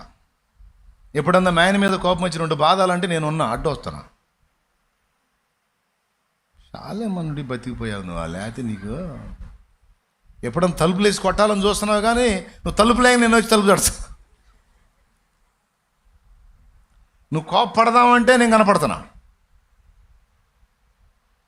చిరాకు పుట్టింది. చాలా మంది నువ్వు ఉంటే అన్నీ చేయద్దు కావట్లేదు, కానీ నువ్వు వెళ్ళన్నా అని నన్ను పంపించావు అనుకో, మరి ఆ ఊరు చేరవుగా. నేను నీ కోసం వచ్చానా, నా కోసం వచ్చానా? పెద్దగా చెప్పండి, ఎందుకు వచ్చాను? ఊరు చేర్చాలని వచ్చాను. నేనున్న కాడ నుంచి నువ్వు ఇష్టం వచ్చినా చేయడానికి కుదరట్లేదని చెప్పి నన్ను పంపిస్తే నువ్వు ఊరు చేరవు. మరి ఆడికి చేరతా? నరకానికి చేరతావు. అర్థమైందా? నేను ఇంట్లో ఉన్నందున కొన్ని చేయాతి కాక కంట్రోల్ చేసుకోవాల్సి వచ్చినా సరే, అవసరమైతే వాటినే చంపేసుకోవాలి, కానీ నన్ను బయటికి పంపకూడదు. ఎందుకంటే నేను ఉంటేనే నువ్వు ఆడికి చేరతావు. ఇది ఎలాగో మనలో నివాసం ఉంటున్న పరిశుద్ధాత్మను మనం బయటికి పోనీయకూడదు. మా నావికుడవు, మా నాయకుడవు, మా బోధకుడవు, మా స్నేహితుడవు, మా నావికుడవు, మా నాయకుడవు, మా బోధకుడవు, మా స్నేహితుడవు. రండి రండి రండి రండి పరిశుద్ధాత్ముడా, రండి రండి రండి రండి పరిశుద్ధాత్ముడా, రండి రండి రండి రండి పరిశుద్ధాత్ముడా, రండి రండి రండి రండి పరిశుద్ధాత్ముడా. రండి రండి త్వరగా రండి, రండి రండి మాలో రండి, రండి రండి త్వరగా రండి, రండి రండి మాపై రండి పరిశుద్ధాత్ముడా. స్వాగతం దేవా పరిశుద్ధాత్ముడా, స్వాగతం దేవా. దేవునికి మహిమ. ఇప్పుడు చెప్పండి, మన పాపమే మానుకుందామా, ఆత్మను బయటికి నెడదామా? నువ్వు బావయ్యో, నువ్వు ఉన్న కాడ నుంచి ఏం చేయ అది కావట్లేదో అందామా? లేకపోతే అయ్యా అవసరమైతే తన్ను, అవసరమైతే జాయింట్లు లీ, అవసరమైతే మూతి పగలగొట్టు, అంతేగాని నన్ను వదిలిపెట్టి మాత్రం పోవద్దు, నన్ను వదిలిపెట్టి మాత్రం వెళ్ళొద్దు. దావీదు ఏడ్చాడంట. దావీదు ఏడ్చాడు ఈ మాటతో. బత్షెబాతో పాపం చేయడానికి ఊరియాను చంపించినప్పుడు నాతాను ప్రవక్త వచ్చి గద్దించినప్పుడు దావీదు తన పాప రూపము చూసుకొని భయపడి, అయ్యయ్యో నా దేవా ఎంత పని చేశానని వెళ్ళి దేవుని పాదాల చెంత సాగిలపడి ఏమన్నాడో తెలుసా? పాప శరీరము కలిగిన వాడిని, పాపంలో పుట్టిన వాడిని, పాపిగా పెరిగిన వాడిని, పాపంలోనే నా తల్లి నన్ను గర్భాన్ని ధరించింది నాయన. నాలోనే ఆ పాప బీజం ఉంది ప్రభా, దాన్ని బట్టి నేను తేడా పడ్డానయ్యా. దయచేసి నన్ను కరుణించు దేవా, నా యందు శుద్ధ హృదయము కలుగు చేయు. స్థిరమైన మనస్సు నా అంతరంగంలో నూతనంగా పుట్టించు. నీ పరిశుద్ధాత్మను నీ సన్నిధిలో నుండి నన్ను త్రోసివేయకుము, నీ పరిశుద్ధాత్మను నా యొద్ద నుండి తీసివేయకుము అన్నాడు. చూడమ్మా, 51వ కీర్తన 11వ వచనం చదువు నాన్న. నీ సన్నిధిలో నుండి నన్ను త్రోసివేయకుము, నీ పరిశుద్ధాత్మను నా యొద్ద నుండి తీసివేయకుము. అంటే దావీదు చేసిన పొరపాటు వల్ల ఏం ప్రమాదం వచ్చిందంటే పరిశుద్ధాత్మ ఆయన వదిలిపెట్టి వెళ్ళిపోయే ప్రమాదం వచ్చింది. అందుకని వెంటనే వెళ్ళి దేవుని పాదాలు పట్టుకొని ఏమేడ్చాడో తెలుసా? వృక్షము బాసిన పక్షినేనయ్యా,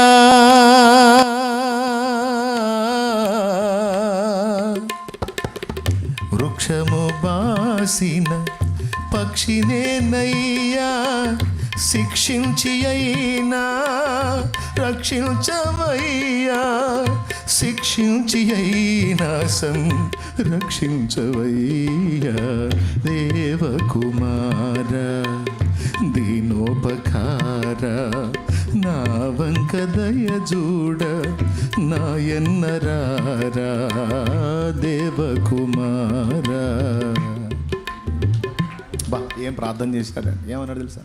అయ్యా అయ్యా నన్ను కొట్టయ్యా, నన్ను శిక్షించయ్యా, నిన్ను బాధ పెట్టా, నన్ను గాయపరచయ్యా, ఎందుకంటే నీ మనసును గాయపరచా. నువ్వేం చేయాలనుకున్నావు అది చేయ్యా, నాకు నువ్వు ఏ తీర్పు అయినా తీర్చయ్యా, నువ్వు ఏ శిక్ష అయినా వేయ్యా, ఎందుకంటే నేను తేడా, నేను తప్పుడు ఉన్నాయి. తీర్పు తీర్చేటప్పుడు నువ్వు నిర్మలుడివి, నువ్వే తప్పు తీర్పు చేయవయ్యా, నువ్వు ఏ శిక్ష అయినా వేయ్యా, కానీ ఒక్కటయ్యా, నీ పరిశుద్ధాత్మను మాత్రం నాలో నుంచి తీసేయొద్దయ్యా. నీ ఆత్మను కోల్పోయిన నాడు నా జీవితాన్ని నేను ఊహించలేను, బ్రతకలేను ప్రభా, చచ్చిపోతా. ఆ దిగులుతో, ఆ దుఃఖంతో, ఆ వేదనతోనే నేను నా యాత్ర ముగిస్తాను. కాబట్టి నన్ను కొట్టు, నన్ను శిక్షించు, నువ్వు ఏం చేయాలనుకున్నావు నా మధ్య, కానీ నీ ఆత్మను నా నుండి తీసేయొద్దయ్యా. ఆదరణకర్త పరిశుద్ధాత్ముడు లేకుండా నేను బతకలేను. ఏడ్చాడు. శాప భయమున నేర్చుచు దావీదు తన పాప రూపము చూచుచు, శాప భయమున నేర్చుచు దావీదు తన పాప రూపము చూచుచు, తాపముతో పశ్చాత్తాపముతో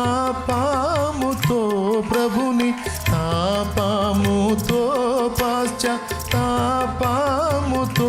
ప్రభుని కోరగని క్షమాపణ నొందిన,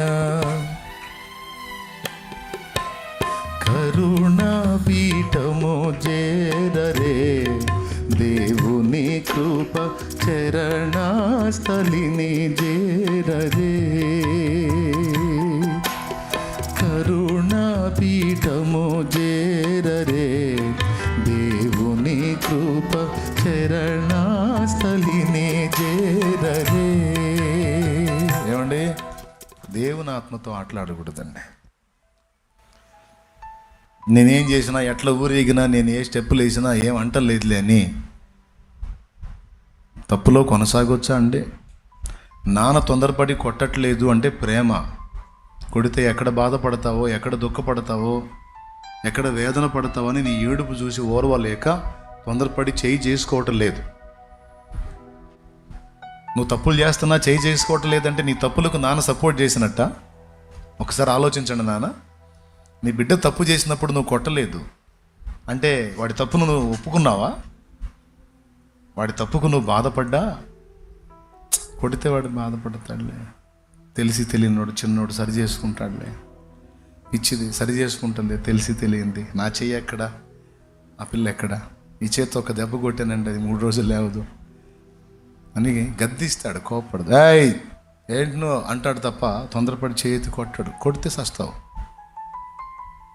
అందుకే కొట్టాడు.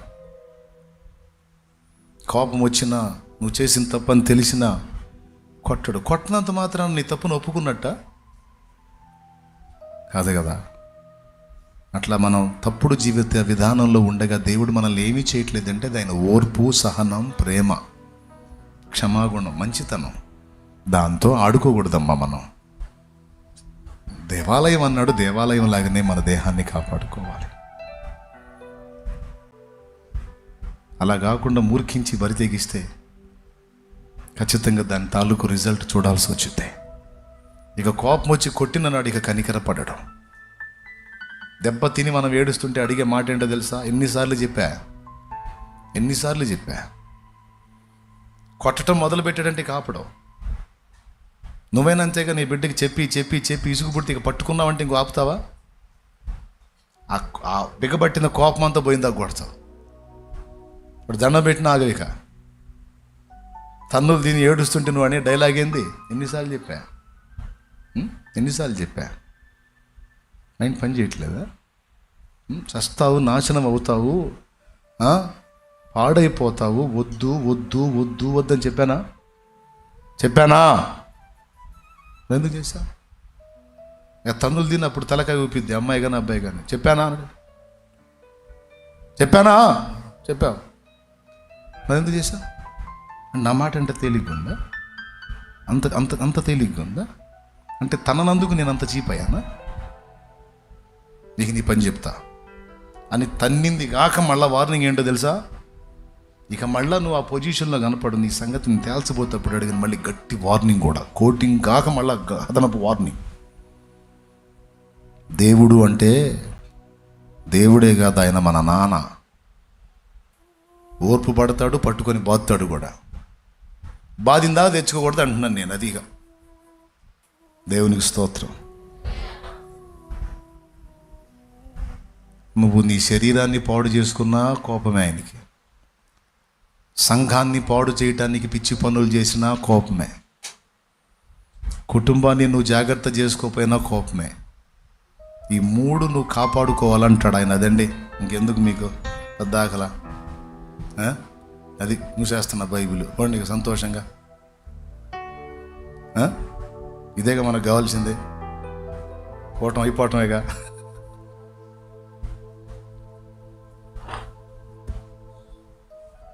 నాన్న మాట విని నీ దేహాన్ని నువ్వు జాగ్రత్త చేసుకుంటే గుర్తుపెట్టుకో, ఆయన నీలోనే ఉంటాడు.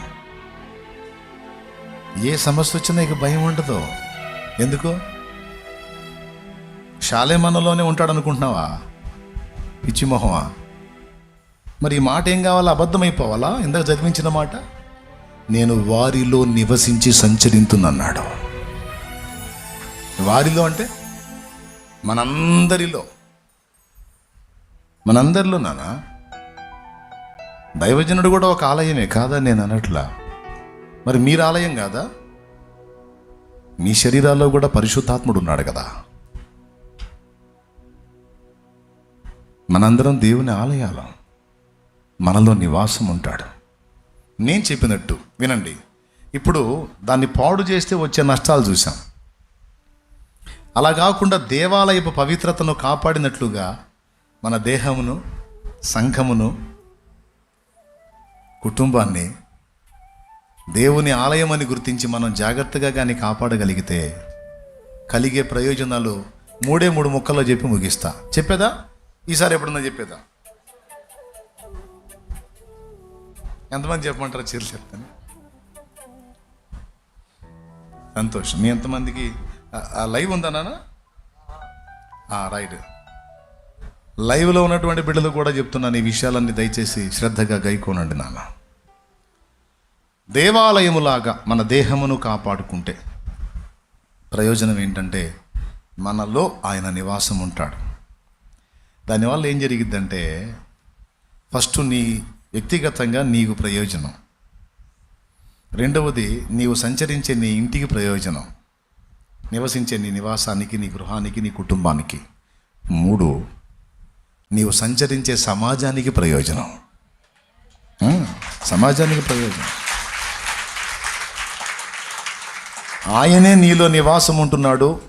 నువ్వు లోక మర్యాదను అనుసరించక ప్రత్యేకింపబడిన వ్యక్తిగా, పరలోక రాజ్య పౌరుడిగా, పౌరురాలిగా నువ్వు బ్రతుకుతున్నావు గనక, నువ్వు లోకము నుండి వేరుపరచబడి ప్రత్యేకింపబడిన అనుభవంలోకి వచ్చావు గనక ఆయన నీలో తనను తాను బయలుపరుచుకుంటాడు.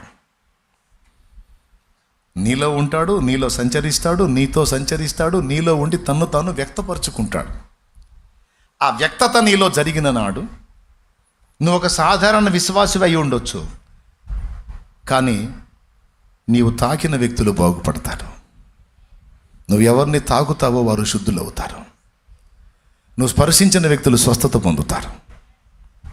నువ్వు అడుగుపెట్టిన గృహం ఆశీర్వదించబడితే, నువ్వు స్తోత్రాలు చెప్పుకుంటూ వీధుల్లో తిరిగావు చూడు, ఆ వీధులు రక్షించబడతాయి. నువ్వు ఎంతమందిని దర్శించి మాట్లాడతావు, వారందరి హృదయాల్లో నిత్య జీవానికి నిర్ణయించబడ్డ వాళ్ళందరి హృదయాల్లో కూడా మారు మనసు కలిగింది. ఒక రకంగా చెప్పాలంటే కదిలే దేవాలయం లాగా నువ్వు ఉంటావు.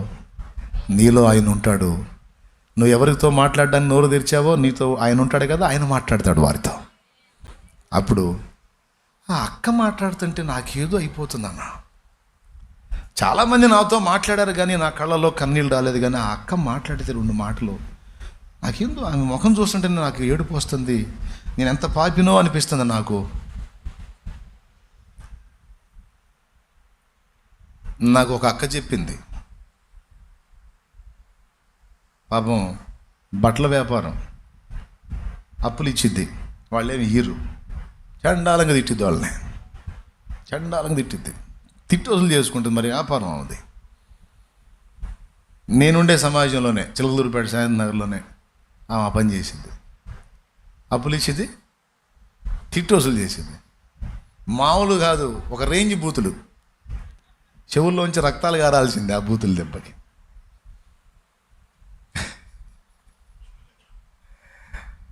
అలాంటి మనిషి అడ్డ బజార్లు, నేను మెయిన్ రోడ్డు, ఒకటి నిలువు బజార్, అన్ని అడ్డ బజార్లు ఉంటాయి, ఒకటి పెద్ద బజార్ ఉంటుంది. ఆ అడ్డ బజార్లో ఆ ఇళ్లలో చండాలంగా తిట్టి ఈ మెయిన్ బజార్కి వస్తుంటుంది. కరెక్ట్గా అదే టైం నేను నడుచుకుంటూ పోతా, ఆమె నాకు ఆ మలుపు అట్ట తిరిగిద్ది, నేను ఎదురుపడతా. ఎదురుపడగానే నేనేం లేదు, వందనాలు అక్క అంట. ఆమె అంజురాలే, మళ్ళీ దేవుడిని నమ్ముకున్న మనిషి కదా, అంజురాలు. అయినా సరే ఎందుకు ఆమె ముఖం చూసినప్పుడు నాకు ఒక రకమైన ఆప్యాయత కలిగిద్ది, ఒక రకమైన ప్రేమ కలిగిద్ది. వాళ్ళందరినీ తిట్టి ముఖం ఇంతలామును పెట్టుకొని ఈ టర్నింగ్ తిరిగి నేను కనపడి వందనాలు అనగానే ఆ ఫీలింగ్ అంతా తీసేసుకొని ఒక చిరునవ్వు, వందనాలయ్యా అంటది. అట్ట కొన్నిసార్లు జరిగి చివరికి మందిరానికి వచ్చింది. వచ్చి ఏమందో తెలుసా, నాకు వందనాలు చెప్పి నన్ను కూడా తెచ్చావుగా అంది.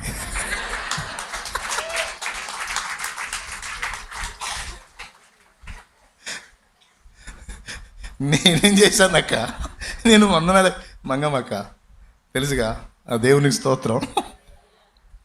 నేనేం చేశానక్క, నేను వందనాలేగా చెప్పిందంటే, ఏం వందనాలయ్యా, నువ్వు వందనాలు చెప్పిన ప్రతిసారి నేను అర్హురాలిని కాదు అని లోపల ఏడ్చుకున్నానయ్యా అంతే. నువ్వు వందనాలు చెప్పిన ప్రతిసారి. ఆ బిడ్డ దేవుని బిడ్డ. నేను ఇంత దారుణంగా దూషణ చేసి, ఇంత దారుణమైన అపవిత్ర స్థితిలో ఉండి నేను ఎదురుపడితే నాకు వందనాలు చెబుతున్నాను. నాకు అంతటి యోగ్యత ఉందా, నేను అందుకు తగిన దాన్నా, నాకు అంత అర్హత ఉందా, నాకు అంత యోగ్యత ఉందా అని నేను కనపడితే ఒక దిగులానికి ఎవరిని లెక్క, పెద్ద మొగోడిని కూడా లెక్క చేద్దాం, కొట్టింది మొగోడిని కూడా అవసరం అయితే. అలాంటి మనిషి మారిపోయి కేవలం వందనాలు.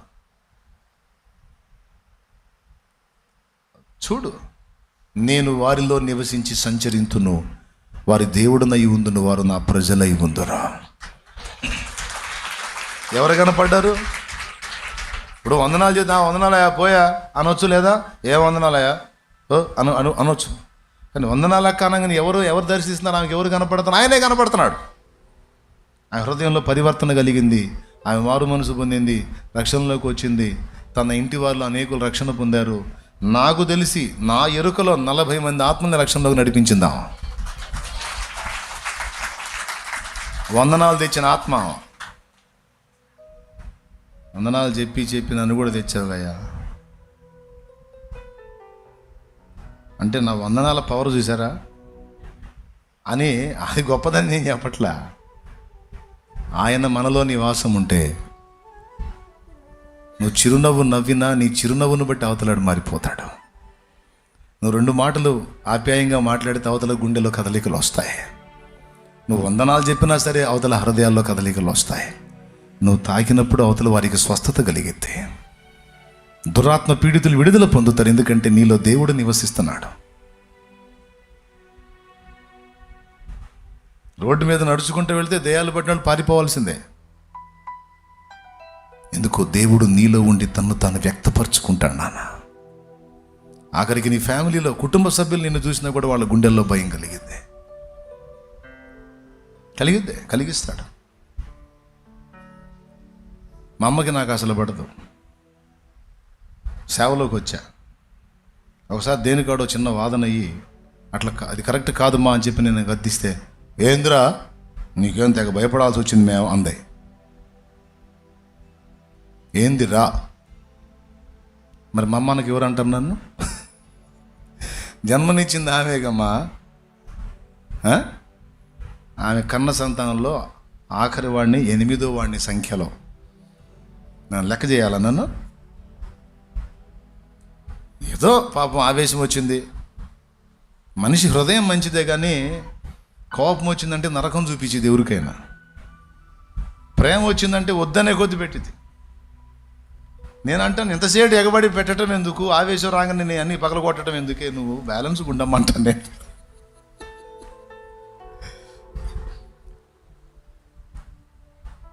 ఒక్క మాటే, ఏందిరా నీకు భయపడాలా మేము అంది. శాంతినగర్లో పాకా తీసేసి రేకుల షెడ్ మందిరం కడుతున్నాం. ఇప్పుడు అశోక్ ఉన్న ఇంట్లో పాకా వేసాం. అందులో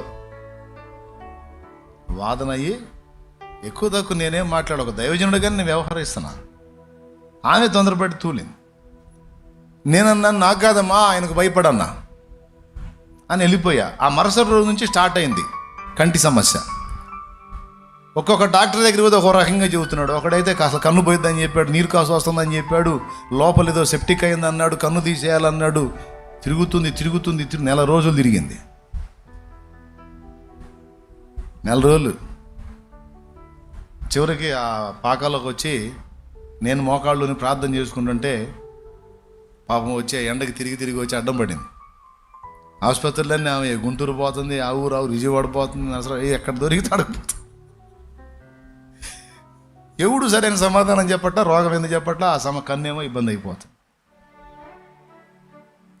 నేను ప్రార్థనలో ఉన్నాను. ఆ రోజు వచ్చి ఆమె అట్లా అడ్డం పడింది. సడన్గా లేచింది. లేచి నేను ప్రార్థనలోంచి లేచిందా కూర్చొని ప్రేయర్లోంచి లేచిందాక, అయ్యా ప్రార్థన చేయ నాకు అంది. దేనికి మా అన్న తేడా పడ్డానయ్యా, దేవుడు నాతో మాట్లాడాడని. నేను తేడా పడ్డా, ఏం మాట్లాడాను? కొన్ని రోజుల క్రితం ఓ సందర్భంలో, ఏందిరా నువ్వు చెబితే మేము వినాలా, నీకు భయపడాలా అన్నాను కదా, ఆ రోజు నుంచి నాకు బాగుంటలేదయ్యా అంది. ఏమైందన్న? నాకు అప్పుడు కన్ను చూపించి ఏడ్చింది. నేను అన్నాను, నన్ను అన్నందుకే దేవుడు ఇలాంటి పనిష్మెంట్ నీకు ఇచ్చాడని గ్యారెంటీ ఏంటి? మామూలుగా వచ్చి ఉండొచ్చుగా అన్నాను. కాదయ్యా, ఇప్పుడు నేను ఇక్కడ పండుకుంటే దేవుడు నాతో మాట్లాడాడు, నాకు ఆ సన్నివేశాన్ని గుర్తు చేశాడు. కొన్ని రోజుల క్రితం నా దాసుణ్ణి నువ్వేమన్నావు? అరే అంటావా? ఏందిరా అంటావా? నీకు భయపడాలా అని నా దాసుని ధిక్కరిస్తావా? ఒప్పుకో. ఇదే నిజమైతే నన్ను బట్టే దేవుడు నీకు ఈ శ్రమను అనుమతిస్తే నేను నా తల్లిగా హృదయపూర్వకంగా క్షమిస్తున్నాను, యేసు నామములో స్వస్థత కలుగునుగాక అని చేయించాను. అంతే. దేవుని కృపను బట్టి అప్పటికిప్పటికి ఆ సమస్య లేదు. ఇక నీరు కాసులు లేవు, మందులు లేవు, ఆపరేషన్లు లేవు, సర్జరీలు లేవు, ఏం మాట్లాడే పని లేదు. ఏమర్థమైంది ఇప్పుడు నేను చెప్పింది? ఫ్యామిలీ మెంబర్స్ అయినా బయట వాళ్ళైనా ఒప్పుకోడు. తాటు ఊడిద్ది. వాళ్ళకి అర్థమయ్యేటట్టు చేస్తాడు, నీకు ఆయన తోడున్నాడని.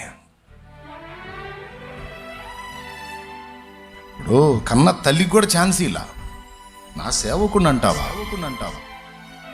అంటే నేను అనాలి, శిక్షిస్తే నేను శిక్షించాలి. నీకెంత ధైర్యం నా దాసుని ధిక్కరించడానికి రా అంటావా?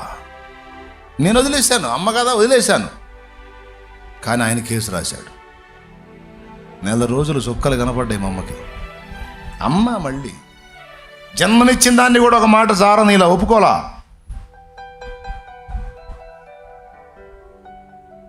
ఒకసారి ఒకడు వచ్చాడు, ఈ ఏళ్ళు 3 భాగాలు తెగిపోయి వచ్చాడు.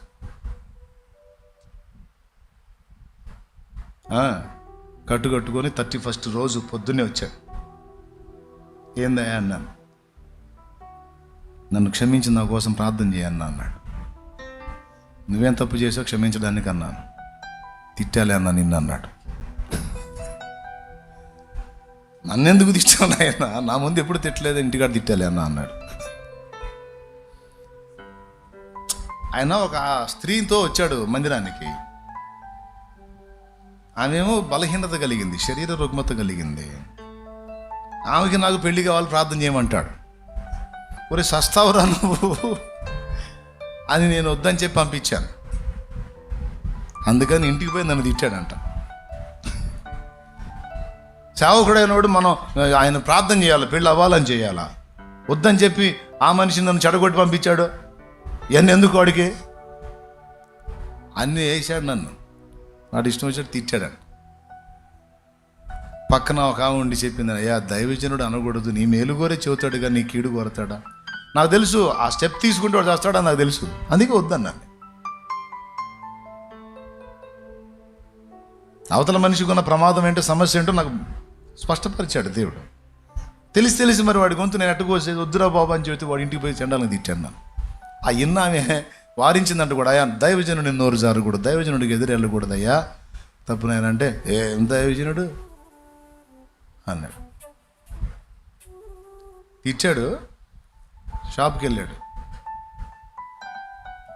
టింబర్ డిపోలో మిషన్స్ ఉంటాయే, చిత్రిక పట్టేదానికి బ్లేడ్లు తిరుగుతూ ఉంటాయి కదా, ఈ 2 నెలలు అట్ట పెట్టి కరెంట్ ఉందో లేదో టెస్ట్ చేశాడు.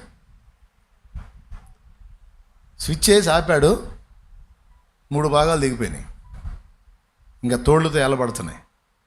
జస్ట్ ఇంటికాడ మంత్రాలు చదివాడు, షాప్ కాడికి పోయాడు, పని అయింది, కట్టుకున్నాడు. ఇక మీకేం అర్థమైంది? రకతం కళ్ళు చూశాడు యేసయ్య. దేవునికి స్తోత్రం. ఇవన్నీ ఎందుకు చెబుతున్నానంటే నేను గొప్పడని కాదు, దైవజనుడుగా దేవుని సంబంధంగా మనం ఉండి మనం క్షమించినా మనం వదిలేసినా ఆయన వదలడు. మోషేని శనిగారు అన్న అక్క, సొంత ఫ్యామిలీ, ఇద్దరు ముందు పుట్టినాడు. అన్న అహరోను, అక్క మిరియాలు కాదు, మిరియాం.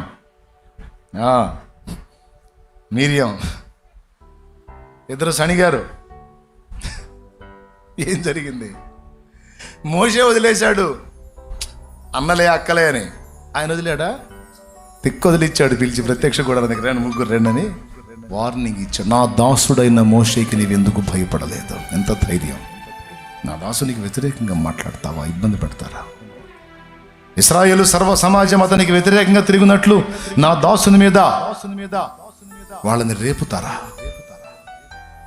అని కోపంతో మండిపడి కొట్టబోతే అదే మోషే అడ్డుపడ్డాడు. అయ్యా పోనీ అయ్యా. ఆయన వదలలేదుగా, మిరియాముని మొత్తాడు. మొత్తం 7 రోజులు ఉంటుంది, తర్వాత తగ్గిద్దిలే పొమ్మన్నాడు. అహరోన్ మీదకి బాబోతే అడ్డుపడ్డాడు. అయ్యా ఆమె ప్రేరణ లొంగి అంటే తేడా పడ్డాడయ్యా. పోనీ ఇది ఎందుకు చెప్తున్నాను తెలుసా? నేను వారిలో నివసింతును, వారి మధ్య సంచరింతును, వారితో కూడా ఉంతును. నిన్ను బాధ పెట్టిన వాళ్ళ గురించి నువ్వు క్షమించి వదిలేయచ్చు, ఆయన వదలడు.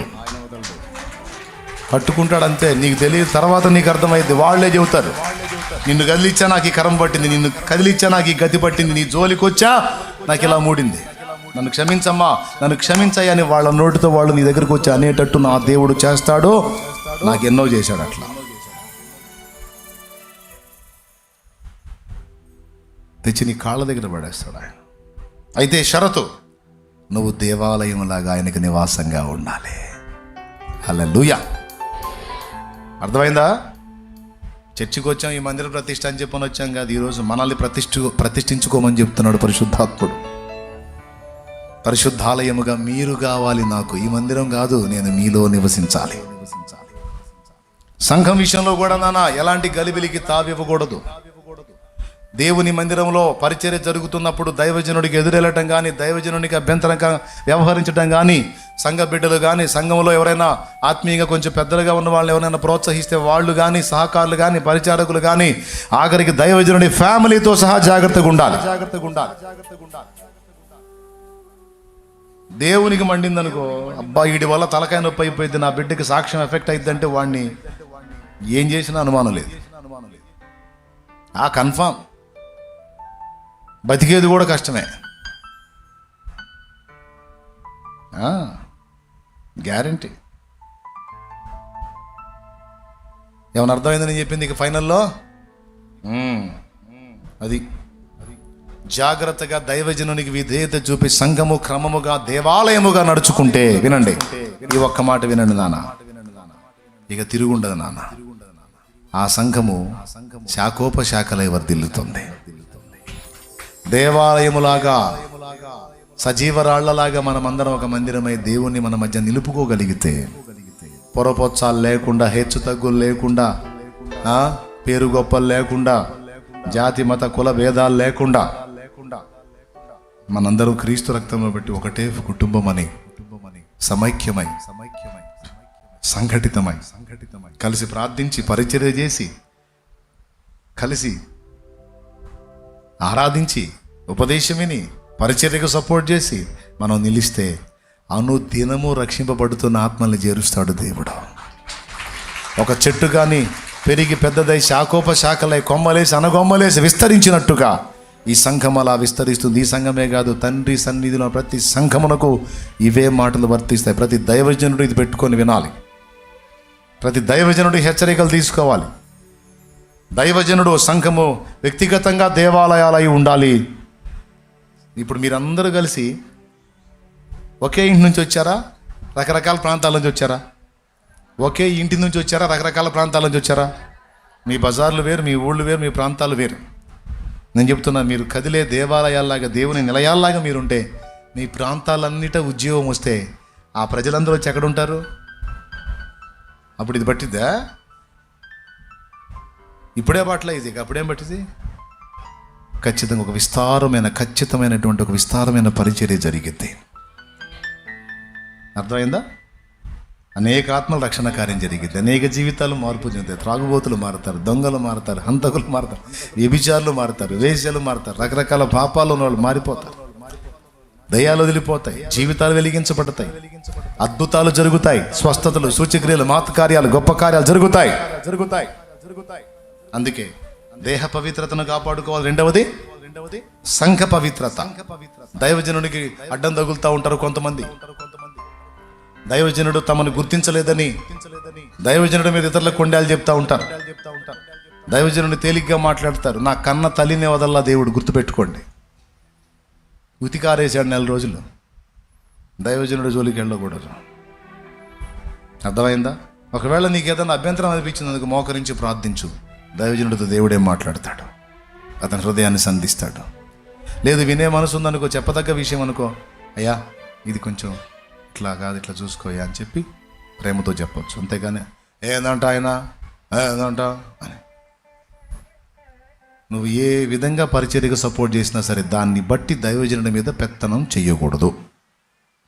Praise the lord. ఓకేనా? ఇది గుర్తుపెట్టుకొని సంఘ పవిత్రతను కాపాడండి. కొన్ని సంఘాల్లో వాదనలో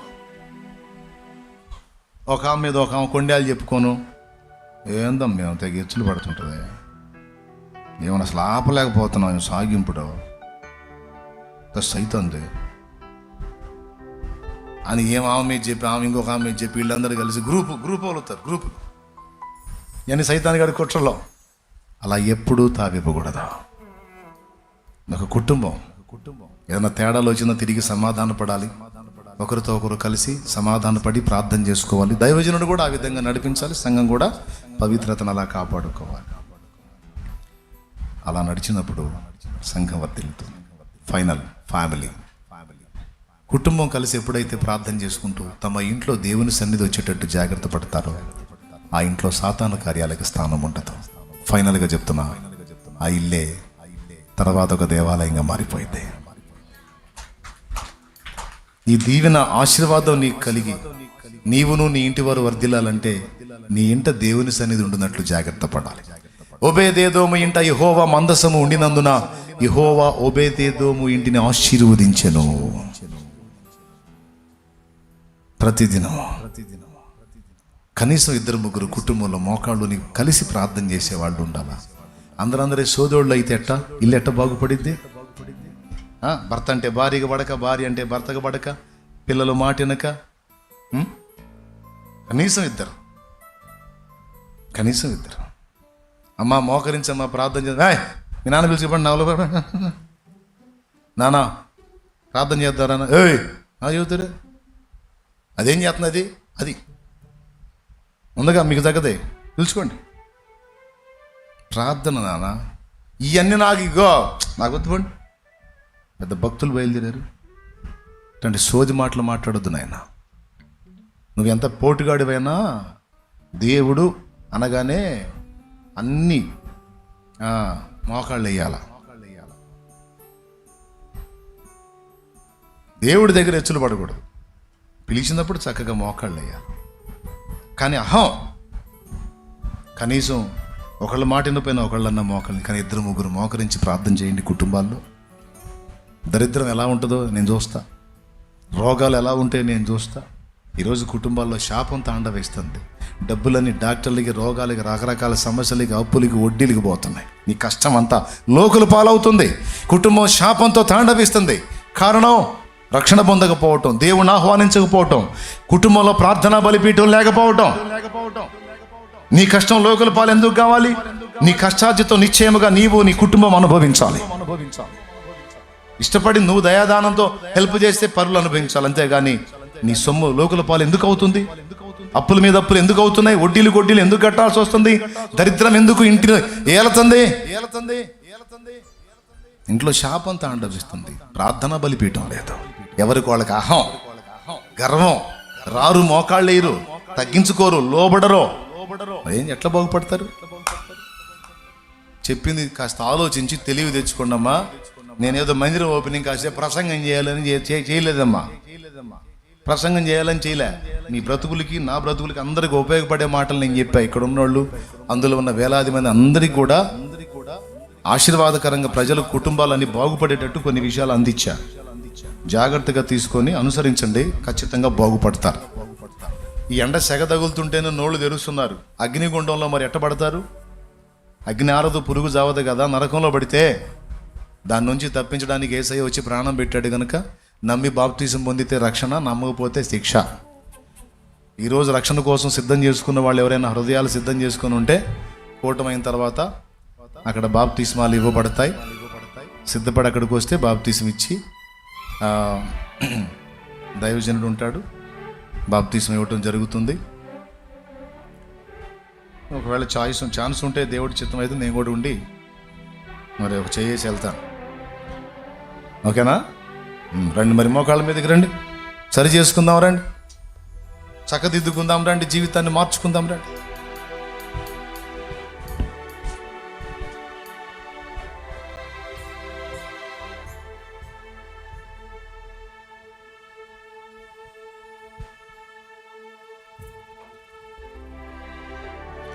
పరిశుద్ధ ప్రభువా, ఈరోజు నువ్వు నాతో మాట్లాడావు నాయనా. ఎన్ని మార్లు గద్దించినా వినని కుమారుడికి హఠాత్తుగా ఏం జరుగుతుందో కూడా సెలవిచ్చావు. నీ ఉగ్రత దిగి రాకముందే మేము జాగ్రత్త పడాలని మాతో మాట్లాడావు.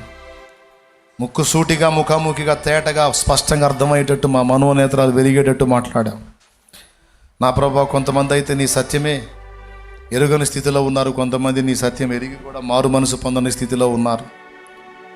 ఈరోజు వారు ఆలోచిస్తున్నారు, పశ్చాత్తాప్తులవుతున్నారు, పశ్చాత్తాప్తులై ప్రార్థన చేస్తున్నారు. బిడ్డను ఒక్కసారి దర్శించు ప్రభువా.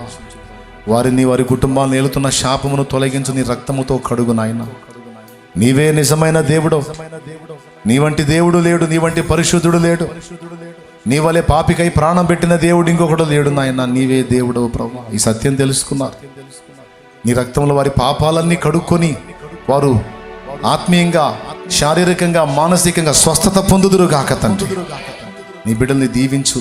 ఈరోజు కుటుంబ ప్రార్థన విలువ, సంఘములో ఐక్యత విలువ, మా దేహాలను పవిత్రంగా కాపాడుకుంటే మేము సంచరించిన ప్రదేశాలు ఎలా ఆశీర్వదించబడతాయో, అడుగుపెట్టిన ప్రాంతాలు ఎలా దీవించబడతాయో, తాకిన వారు ఎలా స్వస్థత పొందుతారో, మాట్లాడితే ఏం కార్యాలు జరుగుతాయో చాలా తేటగా మాతో మాట్లాడినందుకు వందనాలు. మా బిడ్డలందరినీ పేరు పేరు వరుసన దీవించి నీ కృపాక్షేమం కలిగించి, ఇక్కడ ఉన్నవాళ్లే కాదు ఆన్లైన్ ద్వారా వీక్షించే వాళ్ళు కూడా కదిలే దేవాలయాలుగా తమ పవిత్ర జీవితాన్ని జాగరూకులై నడిపించుకోవడానికి సహాయం ఇచ్చేయండి. నేను వారిలో నివసింతును, వారితో కూడా నివసింతును, వారిలో నివసింతును, సంచరింతును.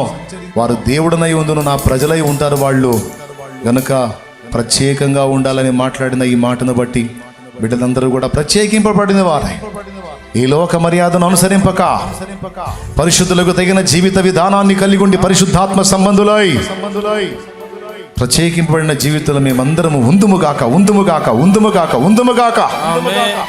మమ్మల్ని అటు రీతిగా బలపరిచి దైవ జనాంగాన్ని కూడా దిశగా బలపరిచి ప్రోత్సహించమని, సంఘాలను అలా పరిశుద్ధాత్మ సంబంధంగా నడిపించడానికి సహాయం చేయము. దేవా, మేము తప్పు చేస్తే మమ్మల్ని కొట్టి తిట్టి శిక్షించు, కానీ నీ ఆత్మను మా యుద్ధ నుండి తీసివేయొద్దు. నీ పరిశుద్ధాత్మను మాతో కూడా ఉంచి మేము నిత్యత్వంలో చేరు పర్యంతము మమ్మల్ని నడిపించు. యేసు నామములో ప్రార్థించి ఈ మనవులకు జవాబులు పొంది ఉన్నాం తండ్రి. ఆమేన్. ఆమేన్.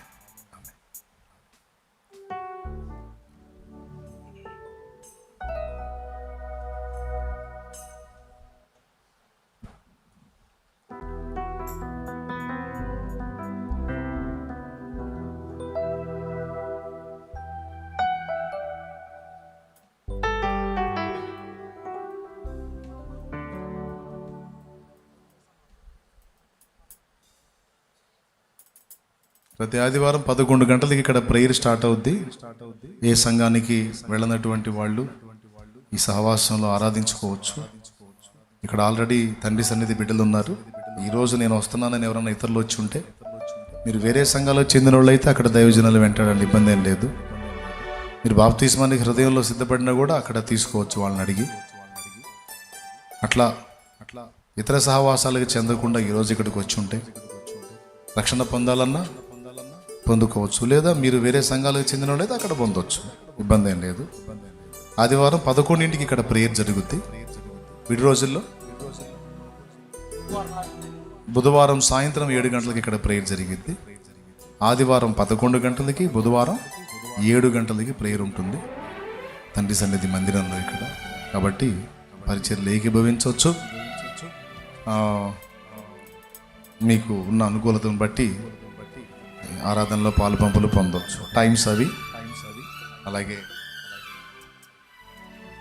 మరి మందిరాల ప్రతిష్ట సందర్భంగా కొంతమంది బాప్తిస్మాలు కూడా పొందుకుంటున్నారు.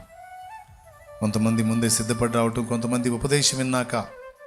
మరి ఇప్పుడు ప్రత్యేకింపబడిన జీవితం కావాలంటే ప్రత్యేకతకు మొదట అడిగేది మారు మనస్సు, 2వ అడుగు బాప్తిస్మం, 3వ అడుగు లోకము నుండి వేరగుట, పరిశుద్ధాత్మతో పాలివారమగుట.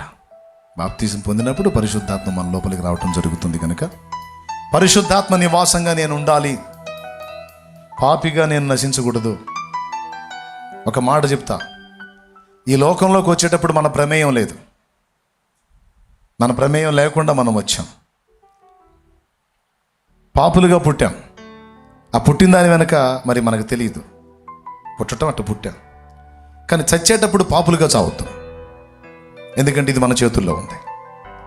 పాపాలు కడిగేసుకొని ప్రభు పరిశుద్ధ రక్తంలో శుద్ధులమై పరిశుద్ధులుగా లోకాన్ని విడిచే ఛాన్స్ మన చేతుల్లో ఉంది. దాన్ని గైకొనటమా వదిలేసేయటమా అనేది మన చేతుల్లోనే ఉంది. కాబట్టి ఈ సందర్భంగా ప్రత్యేకింపబడిన జీవితం జీవించాలి, నేను దేవుని కొరకు ప్రత్యేకింపబడాలని సిద్ధపాటు మీకుంటే, మీలో ఎవరైనా నమ్మి బాప్తిస్మం పొందాలని సిద్ధమైతే చక్కగా లేచి ఆ నీళ్ళ దగ్గరికి వెళ్ళిపోండి. మిగిలిన వాళ్ళందరూ కూడా ఆల్రెడీ మేమందరం బాప్తిస్మం పొందామన్నా అనుకుంటే ఓకే, పొందిన వాళ్ళందరూ చేతులు ఎత్తండి. దేవునికి స్తోత్రం. దించండి. అన్నా నేను ఇంకా పొందలేదన్న వాళ్ళు చేతులు ఎత్తండి. నేను ఇంకా బాప్తిస్మం పొందలేదన్నా అన్నాడు. రైట్. యేసు ప్రభువే నిజమైన దేవుడని మీకు తెలుసా? డౌట్ లేదుగా. ఆయన లోకుల పాపముల కొరకు అంటే మన కోసం ప్రాణం పెట్టి తిరిగి లేచాడని తెలుసా? రైట్. ఆయన యందు విశ్వాసం ఉంచి నమ్మి బాప్తిస్మం పొందితే రక్షణ, లేకపోతే నరక శిక్ష అని తెలుసా? ఈరోజు స్పష్టంగా నేను చెప్పాను. కాబట్టి ఆ ప్రత్యేకింపబడిన జీవితం జీవించి నీవు నిత్య జీవాన్ని స్వతంత్రించుకోవాలంటే ముందు మొదటి అడుగు మారు మనసు, బాప్తిస్మం. ఇది నీకు అర్థమైతే కూటమి అయిపోయిన తర్వాత నీళ్ళ దగ్గరికి వెళ్ళి నిలబడండి, వస్తాను. ఓకేనా? రైట్. ఏముందిలే అనుకుంటే వెళ్ళిపో, నాకేం ఇబ్బంది లేదు. నాదేం పోయింది, నేను పొందాను, రెడీ అయ్యాను. ఇక్కడ ఉన్నవాళ్ళు కూడా చాలామంది, ఎంతమంది పొందారు చేతులు ఎత్తండి. పొందిన వాళ్ళు అందరూ ఈ చేతులు ఎత్తిన వాళ్ళు ఎలాగైతే చేతులు ఎత్తారో యేసయ్య రెండవ రాకడదో అలాగే ఎత్తబడతారు. కానీ నువ్వు ఇంకా చెయ్యి ఎత్తలా. ఎందుకు? చేసిన పాపాలన్నీ నేను ఎత్తునే ఉన్నాయి.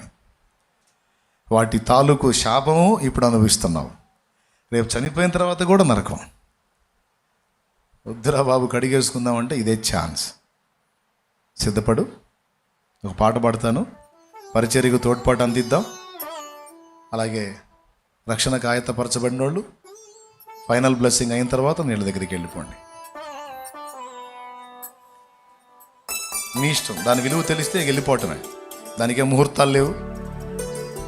సైతాన్ గారు చాలా తెలివైనవాడు. పొందాల్సిందే అంటాడు కానీ ఇప్పుడు కాదులే అంటాడు వాడు. పొందాల్సిందే, బాప్తిసం పొందకపోతే అట్లా నరకానికి పొందాల్సిందేలే కానీ ఇప్పుడు కాదంటాడు. ఇప్పుడు కాదని నువ్వు సచ్చిందాక అదే చెబుతుంటాడు వాడు. కాబట్టి నేడే రక్షణ దినం, ఇదే అనుకూల సమయం. తస్మాత్ జాగ్రత్త.